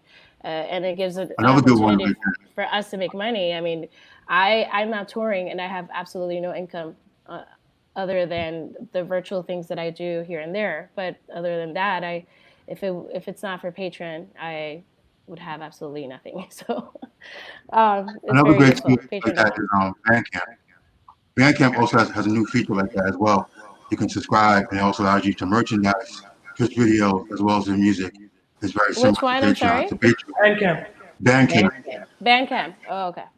Yes, they saw Patreon. I guess they saw what Patreon was doing and were probably losing people, and they also provide the same tools. All right, last but not least, the boss. So the boss, la jefa, the boss, I'm the la boss, jefa. my boss. Well, Literally my boss. So I want to ask you about something different. Your last one. Operations and awareness are two things that artists often suck at. We create things, we have no idea how to get it out to people. We create things, it doesn't last, we have no idea how to operate them.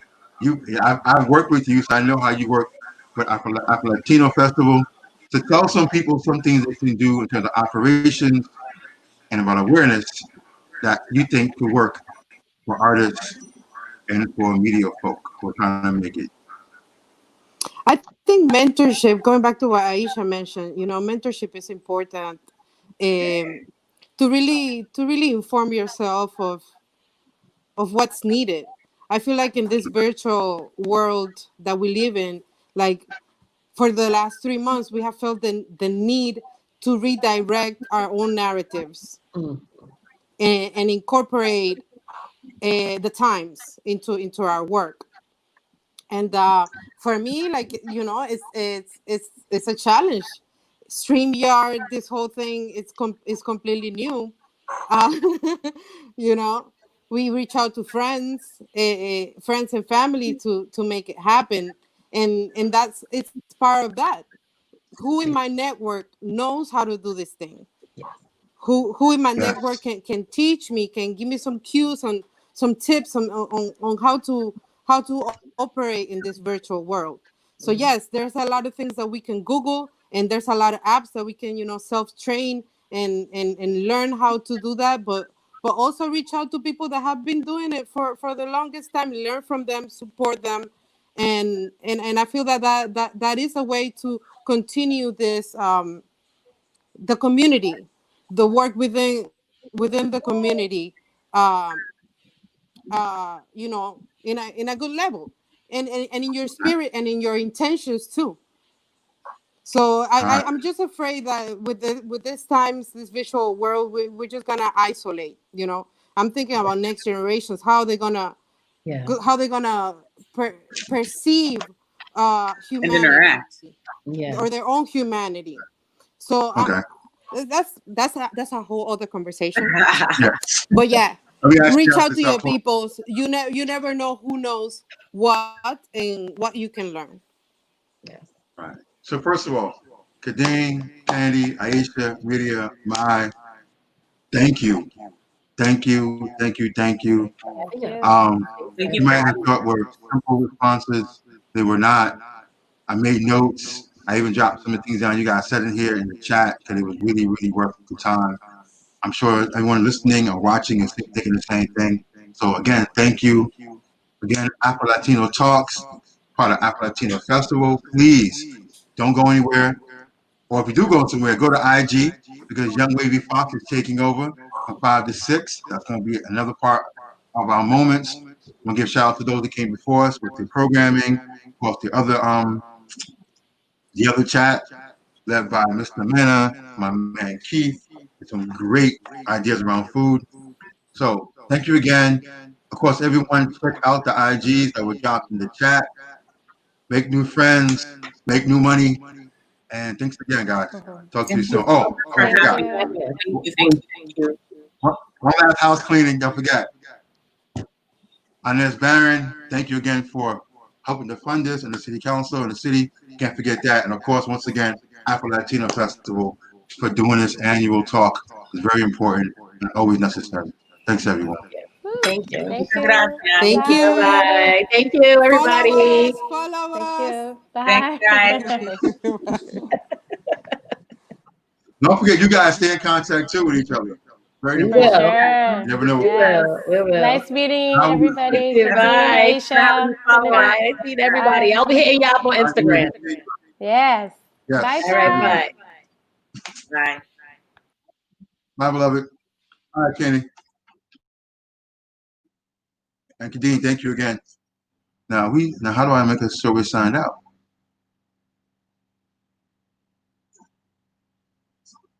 Now how do I sign this out? It was my oh gosh, y'all the worst.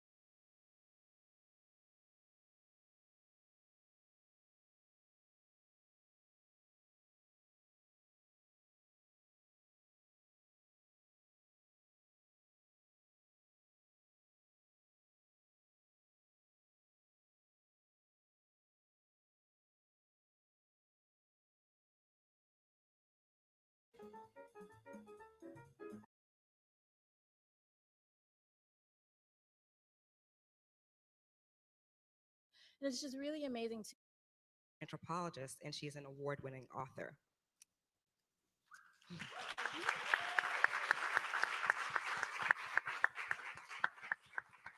Next to Irma is Rachel Morillo. She is the Community Engagement Associate in Public Programs and Community Engagement Department at the Studio Museum in Harlem. She develops and assesses the museum's community engagement initiatives and adult education programs in order to effectively activate the museum as a community platform and resource. She's also works independently as a photographer and educator and has organized with communities both domestic and international.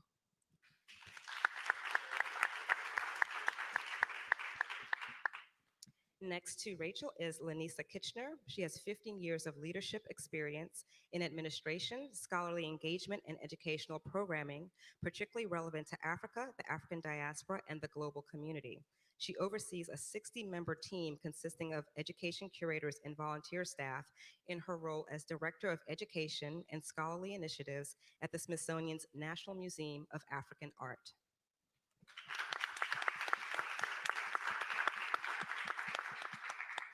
And next to me, Dr. Ariana Curtis joined the National Museum of African American History and Culture in January of 2017 as its first curator of Latino studies.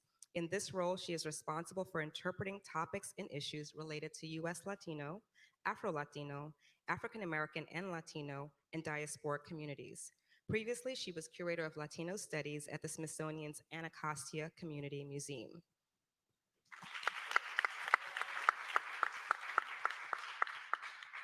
And I'm a curator at that same museum. I started there in 2014 and have worked in partnership and collaboration with Ariana on some of the collecting initiatives that we have coming up there. So to kind of get right down to it, we're going to be talking about diaspora and Black representation in Black museum spaces. And so Ariana, I want to begin with you. You conceived of the panel and the topic. And so one of the most important things that we talk about in museums is, what we call ourselves, how we name ourselves. And so can you tell us a bit about why you conceived this panel and why we use these terms diaspora, Black, Latino? What is the significance of those terms in the museum setting? Sure, so thank you everyone for having us. I think this is such an important conversation for us to have, particularly in this Afro-Latino space, because we oftentimes throw around words like Latinidad, Afro-Latinidad, diaspora, Black, and we don't all mean the same thing when we're using those terms. And I think in museum spaces, it's one of those places where you really see and feel what people's intention is in using them and how people receive them. So as a curator for Latino studies at an African American museum, I think a lot of people just assume that the end all be all of my job is Afro-Latinidad. Like that's the only way that they could conceive Latinidad and African Americanness coming together. And so using words like diaspora and accounting for Blackness in and outside of the United States and complicating what we talk about, even when we talk about Afro-Latinidad, sometimes people are using that just as US-based populations and the way that we use the term Latino for US-based populations, right? You're not Latino when you're in Latin America, we use other, usually national terms. But when we say Afro-Latino, oftentimes we're meaning US-based and people in Latin America, right? And those are two very different experiences. And so I think just part of having these conversations about labeling and naming and how we call ourselves, just to really specify when we say we, who are we talking about? And lessening some of this academic distance also between the words that curators use and what we intend versus how the general public receives them and how they see themselves or not in the spaces that we create. And so by way of introduction, I've kind of shared a little bit about the bios of all the women up here, but could you say a little bit about yourself and the organizations that you're with in thinking about this conversation about names and labeling? What is the relevance? Sure, Irma, go ahead. Well, I can start. I'm not a curator, but I am just amazed to be sitting up here with all these wonderful women of African descent. And I think naming is very important because one of the things I did in establishing the Irma McLaurin Black Feminist Archive was to name myself a Black feminist. And that sort of opens up a whole can of worms in terms of, well, what do you mean? And who's included, who's excluded, who sees themselves as part of that category and who doesn't. So what we've tried to do is to be expansive and say, well, this is really a repository, a place to preserve the intellectual, artistic, activist contributions of women of African descent who may name themselves as Black feminists, who may name themselves as womanists, and Black men or men of color who also see themselves as Black feminists or who align themselves with the women who are participating. So I think what you call it, we know in anthropology that language has power. So I think we have to be very intentional and conscious when we use these terms. I think very similarly, so as Michelle mentioned in the beginning, I work for the Studio Museum, and very similarly, we carry our mission in our name. The name was chosen very intentionally. We're coming up on our 50th anniversary, and so that means a lot of different things, but at the core of what we do is always the Artist in Residence program, which is where the studio comes from, and just honoring the fact that art is a living process. And then the in Harlem portion is super important. We're very much rooted in this community and in this space. And while we do exhibitions abroad and in other locales in New York, it's really important that it always be centralized here. So in that way, the name is almost everything all at once. First, let me say thank you, thank you, thank you 1,000 times for the invitation to be here with all of you today. I am so privileged and so honored to be on this panel with this group of esteemed women. It's just a joy to be here with all of you.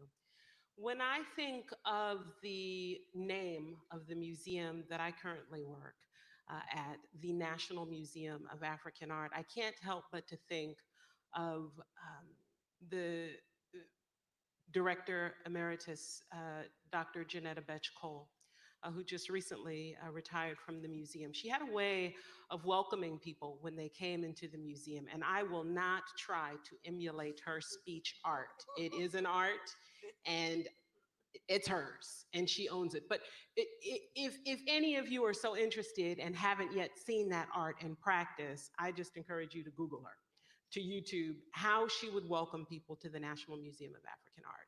And she would place emphasis in two areas. She would say national, really, really, really big. And then she would say African, with a depth to it that would literally send chills up your spine. And what stood out to me is really the emphatic way in which she defined our museum to the visiting public, just through her art. And one of the reasons why it stood out is because we're often confused as a museum, who we are, what we do.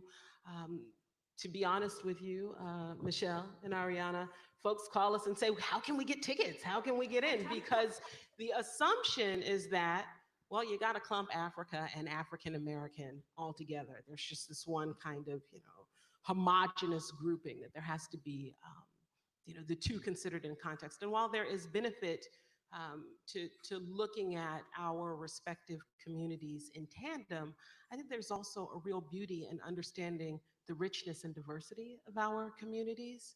And so the name of the National Museum of African Art, really I like to think of as a sort of all-inclusive space that focuses primarily on the African experience on the continent. That certainly is the case by way of our collections. And it is also to some extent the case by way of our program, although we do broaden out, broaden our reach to include the diaspora as well. So I'll stop there and we can continue. Just to follow up on that, I'm thinking about, Ariana working as a curator of Latino studies within a National Museum of African American History and Culture. And if you could talk to us a little bit more about, how you see your role there and what kinds of challenges or sorts of, benefits you think come with the position title that you have working within that institution, even down to, issues of being able to get things labeled accurately when you're collecting them. So it's actually a really great privilege. And it was actually not until a conversation I had with Michelle, and we were talking about, wow, this might be the first curatorial position specifically for Latino studies at an African American museum. And I think it speaks so much of how the museum was conceived and what they wanted that Black foundation to be upon which this new museum rests. And one of the stories that was told, way before I got there, was that the first object in the collection was the Ecuadorian boat seat. And just how powerful that is, right? That this Ecuadorian boat seat, which has the design of a spider web and a spider representing a Nazi spider, that was the first object in the National Museum of African American History and Culture's collection. And so just being diasporic from its foundation, right? It's not just a that people tell us an actual object that you see in the museum, and people are so proud of that, to say this National Museum of African American History and Culture recognizes the diasporic roots of Blackness, and we want that to be part of our origin story. And so space that already had that concept, decades before the museum building was even built, that this is the atmosphere, the work culture, the theoretical and intellectual foundation on which this African American museum representing the nation would rest. And so going in and doing the work, it has been interesting because I don't think everyone, well, I know that not everyone understands Latinidad. Like who is Latino, right? In these kinds of spaces, we are able to talk about all the diversity that exists within even just the label Afro-Latino. But these are not general conversations that everyone has, and not everyone was trained in programs of global Blackness. And so some of the education that you're doing are with colleagues, but it's an open space, I feel, where people want to have these conversations. They want to have these conversations to better our collective practice. So I don't feel like I'm someone there trying to do this work myself. And I'm actually building on a lot of the things that Michelle did before I was even hired. And so, but also we work in an institution. And I think it's really important, just for my own professional development, that I was hired in a Latino curatorial initiative. And so I came into the Smithsonian in a cohort of Latino scholars that were placed throughout the institution. So initially I was at Anacostia, and now I'm at the National Museum of African American History and Culture, but I have colleagues that I can bounce these ideas off of. And so we even sometimes when you think about, oh, I'm the only one in this space, I'm the only one doing this work, perhaps I'm the only curator of Latino studies at the National Museum of African American History and Culture, but not in the Smithsonian Institution, and just that collective power, I think, is really important. So one, just being at a museum that understands diaspora as foundational, and two, being an institution that really is trying to push forward what the Latino presence is. Wonderful. Oh. I want to sort of take a page from Dr. Cole, who's one of my mentors and my daughter's godmother. And my daughter's playing tonight, so in Brooklyn. But one of the things I want to say is this is legacy building. And I see us engaged in an enterprise, and anyone who is sitting here, who is listening to us, who truly believes that they're the only ones, think again. Zora Neale Hurston was talking about the diasporic connections. Back in the 1920s, she understood that there was kind of a strand that you could trace from the American South into the Bahamas. She was doing research in the Honduras. So people have been talking about this, and while we have not always been invited or welcomed into institutional spaces, such as the ones represented here today, and I can tell you, as someone who has many, decades on you, this is new. This is phenomenal to see the fact that you are changing these spaces. So I see the work that we're engaged in as transformative. I see it, I'm very intentional about my legacy building, because in archives, about 95 or more % of most archivists are white. So how does the story of history get told?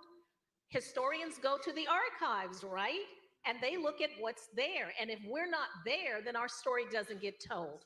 So creating the Irma McLaurin Black Feminist Archive is very intentional, because if I hadn't done the research on Zora and found evidence that she had this notion of diaspora, how would we know that? So I am very conscious and intentional about how do we make sure that the work we do gets preserved in that way.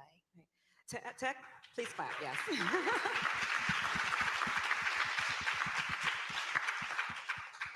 To take that even a step further, I think, what you've done is so instructive. You've started something, one, that has your name on it, two, that has archive, and then it has a point of view, a mission. And then we have folks here who are associated with institutions. And so can we talk a little bit about, institutional history, documenting, preserving, how do we build legacies to make sure we're not the only one, but also what does that look like within your institutions? Anyone who'd like to comment? I mean, I think that's at the heart of a lot of the work, and even the mission, the founding of the museum was to preserve and nurture the work of African American and also diasporic artists, and do that very intentionally in ways that hadn't been done in predominantly white institutions. So it wasn't necessarily, because I think when people hear contemporary art, they disassociate it from art history in certain regards. And there is, I think history always is happening, and we're constantly building an archive, whether or not we maintain it, and so that's, I think, part of the learning process of, we're still a very young institution by certain standards.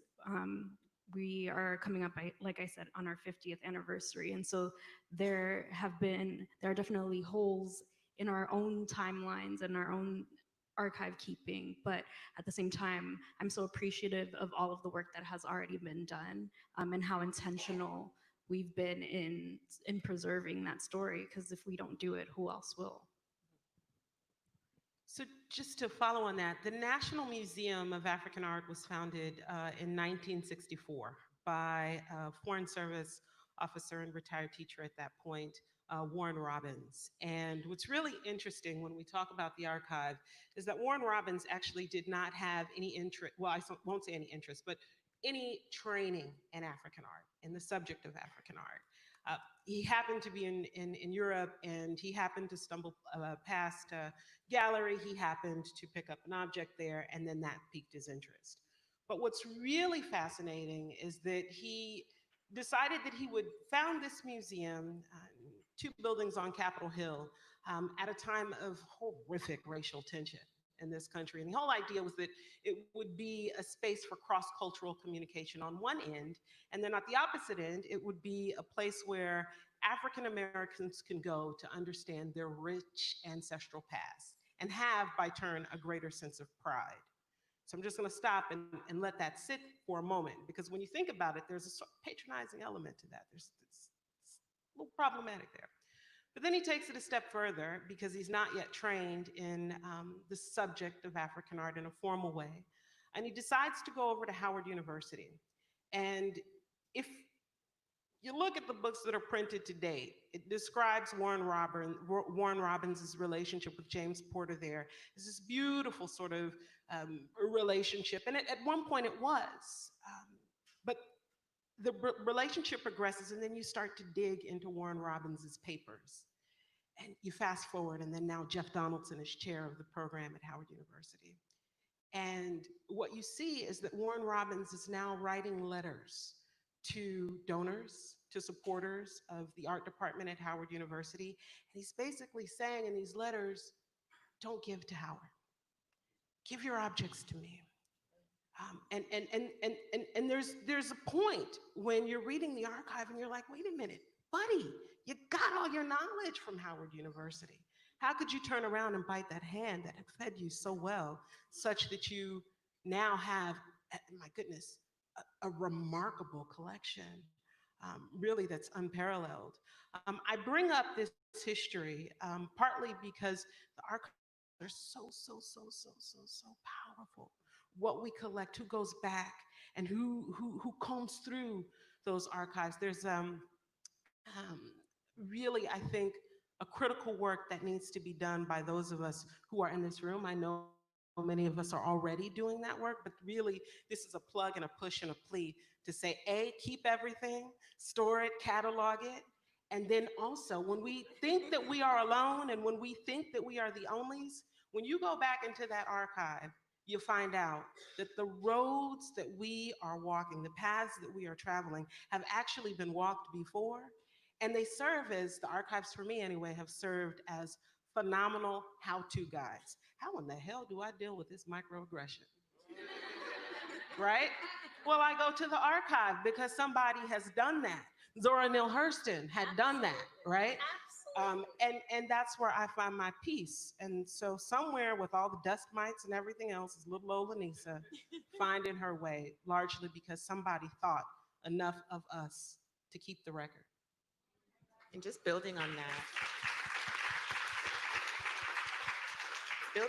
really wasn't until last night when we were talking to Irma that I love archives. You know, we use them. We're talking about building the institutional archives. You know, the story about the National Museum of African American History and Culture being founded right on these diasporic foundations.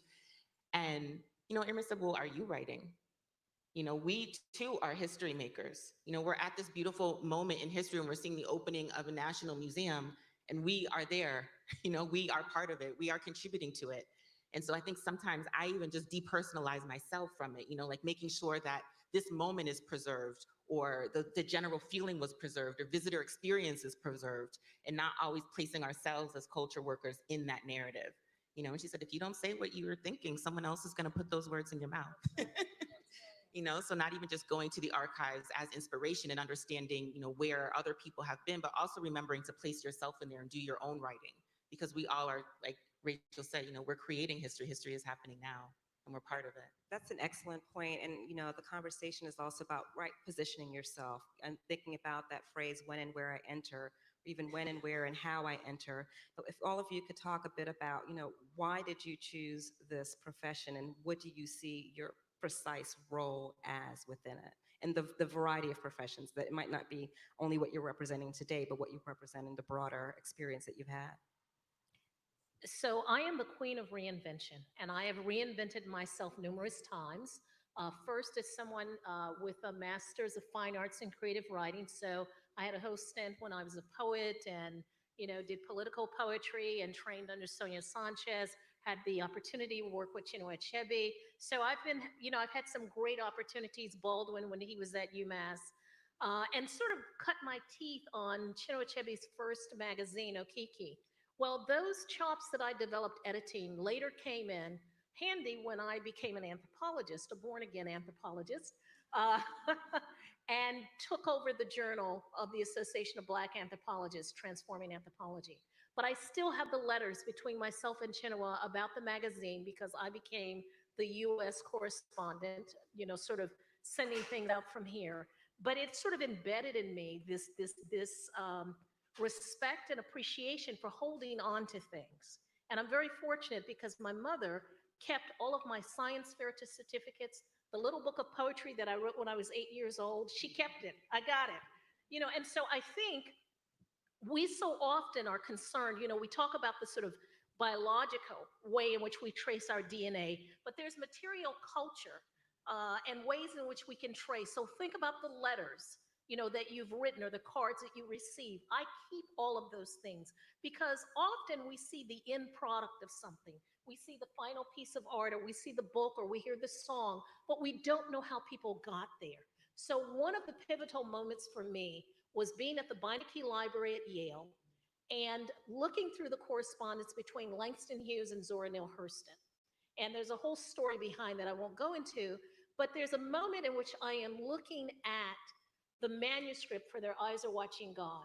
And everyone knows that sort of classic line in which Janie's grandmother says, Black women is the mules of the earth.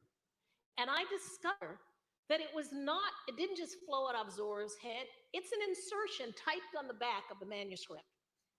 And so just knowing that, it didn't just jump out of her head full blown, but that she had to do a little tweaking and this and that, and she had to go back and reflect, and it just kind of came to her after she had typed up this whole manuscript, is a powerful thing. And so I took those letters to tell a different story about the relationship between Zora and Langston. And it was a very powerful relationship. And so the letters that you keep, stop doing everything in email, send some real letters. The ways in which you document, what you're doing at that moment, keeping diaries and journals, that is the material of archives that is so important. So for me, it's having gone through all these things. I've been an administrator, anthropologist, writer, and it's just kind of burnt into my brain that in each of those moments, I'm keeping records of what happened and how it happened and who I'm talking to and what I'm thinking and what other people are saying. And so just constantly trying to keep that documentation. Okay, just looking to see if anybody is rushing to jump into this one. I'll try to be brief here. I'll say that this is part of a larger narrative, that's for sure. I come from very, very humble beginnings. And so I'm in a field that I didn't even know existed. I'm doing work that I didn't know was actual work, that I could actually get paid a living wage to do. So sometimes I sort of pinch myself and I think, really? That's my job? That's what I do? And so I start there only because when I started in college, my family was one of those ones that you read about in Isabel Wilkerson's The Warmth of Other Suns, that had migrated from Texas to California. thought that going to college meant one of two things. Either you would practice medicine or you would become a lawyer. And everybody knew that Lanisa could not stand the sight of blood, so that wasn't an option. And so the thought was, well, you will go to college and you will be a lawyer and you will make us proud. And so I did all of that, including a little dibbling and a little dabbling with law school before I realized, wait a minute, I don't want to spend the rest of my life doing legal writing and legal research. And I remember that point when I called home to my family and said, I can't do this. This is not, spirit making material. This is the death of me. You don't want me to do this. And my family, being who and how they are, was like, girl, get over it. Get over it. Get over it, because this isn't about you. Who is it about, right? It's a long-winded way of saying that my gravy train had ended at that point, because what they knew they were not going to do was going to support me as I tried to figure out what I would do in life. And so thankfully I had good friends and supporters and mentors along the way who would say, Lanisa, if your passion is to study literature and film, then do it. The money will come. And so it took quite a few, ups and downs and falls and calls home to the family, and the family saying, I told you so, you really should have did that law school. And I can't get a job, you really should have did that. And now, oh, I just love your work. Oh, we're coming to DC. Do you have tickets to that? So now they claim me. Now they claim me. But the truth is now too, am I able to claim myself, right? There's this moment where the truth is you don't know what you're doing. You stumble along the way, and then there's that epiphany. There's like, all right. So I'd like to say that there was an order to my steps, and perhaps there was, but I think it was a higher power and the forces that I'm with on this earth that sort of said, Lanisa, go this way, go that way. And so here I am.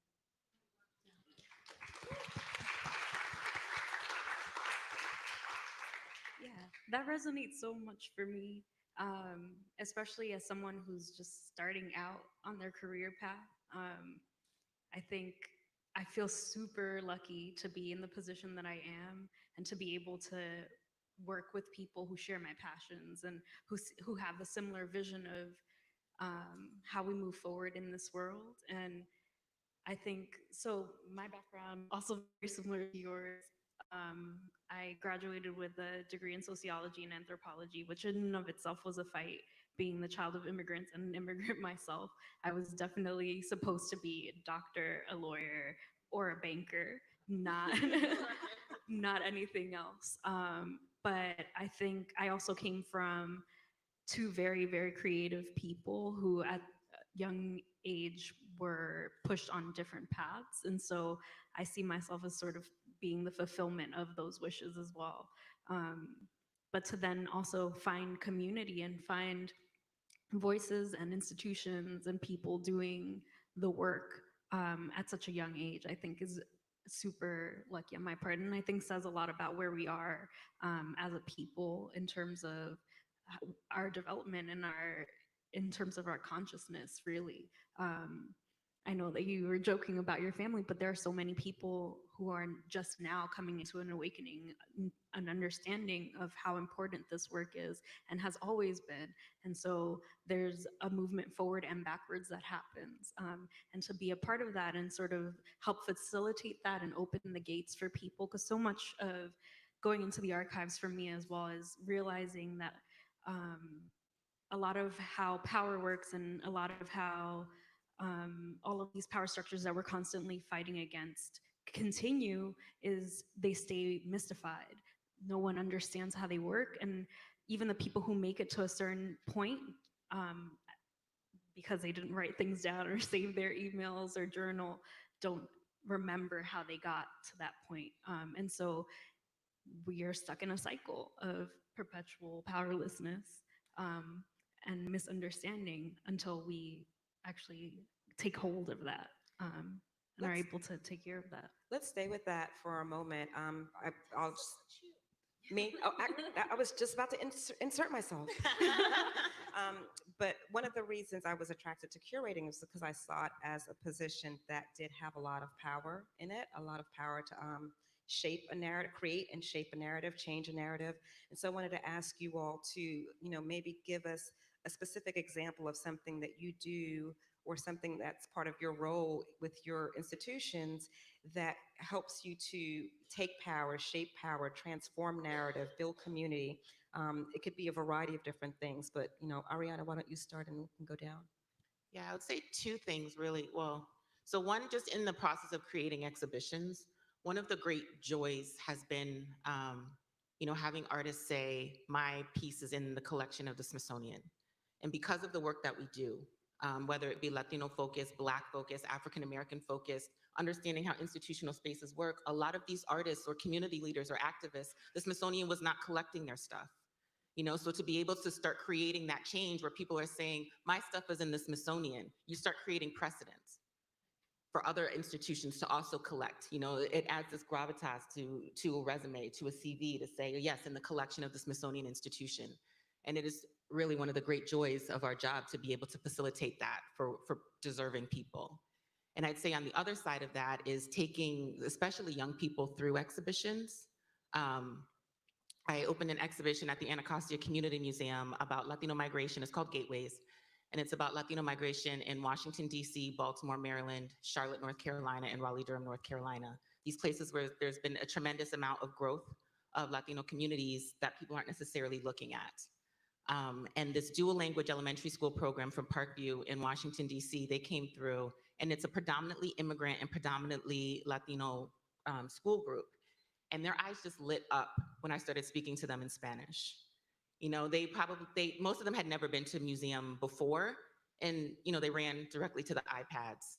So it wasn't as though they were super excited about their curator-led tour, but just talking about opening these spaces, right? It's normal now for them to see a curator at a Smithsonian museum who looks like them, who speaks like them, and seeing people who look like them on the walls.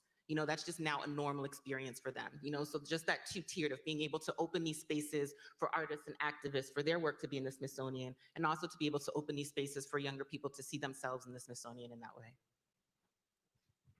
So I'd piggyback on that 100% in the sense that I'm personally motivated and driven to inspire the creativity in others, particularly the young folk, to move beyond the mindset that art making is hobby, but that it's actually literally the lifeblood of our humanity.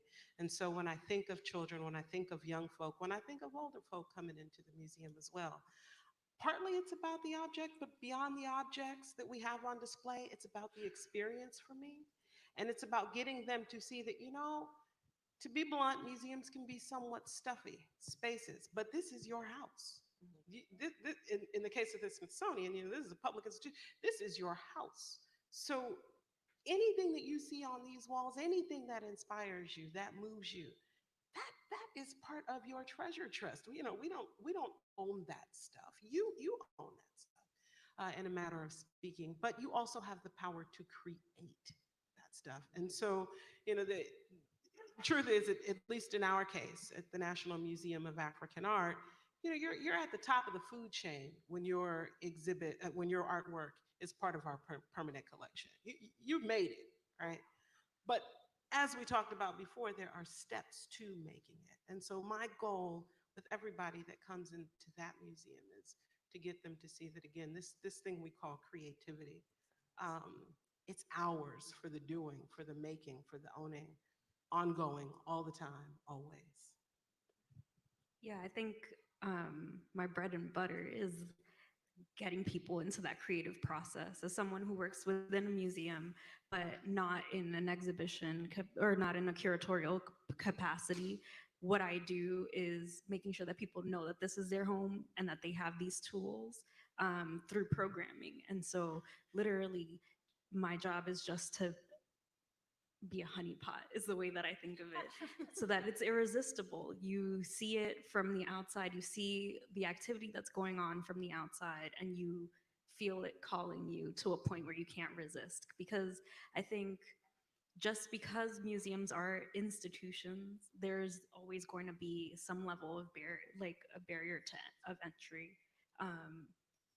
Despite whether or not there is an admission fee, or if there's literally someone at the door calling your name, people always feel that barrier. And so understanding the importance of creativity, my job is then to ignite that in other people. And I am so appreciative of the fact that like I learned very early on that exhibitions are not the only ways in which people can be included in these institutions, that there are so many different conversations and workshops and screenings that we can have where that's how you can make people feel at home, and will add to the lifeblood of the institution and your community more generally. Since you're at the Studio Museum in Harlem, can you say a bit about the In Harlem project and even your event this evening, just to give people a sense of the kinds of things you're talking about?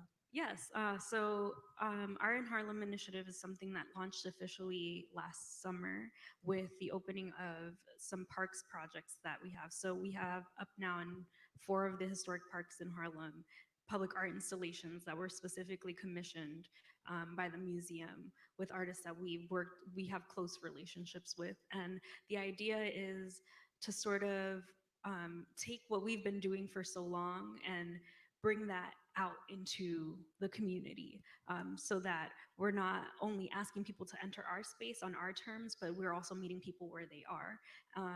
And so the Parks Project is just one of the many ways that we'll be doing that. We've also started programming offsite. For example, in January of last year, I was very lucky to work with Maisels Documentary Cinema to put together a series that highlighted both their amazing roster of films about the 1970s and the social activism that was going on during that time period, but also people currently doing that work. So we were able to pull in artists and activists to sort of speak to the legacy of those movements as well.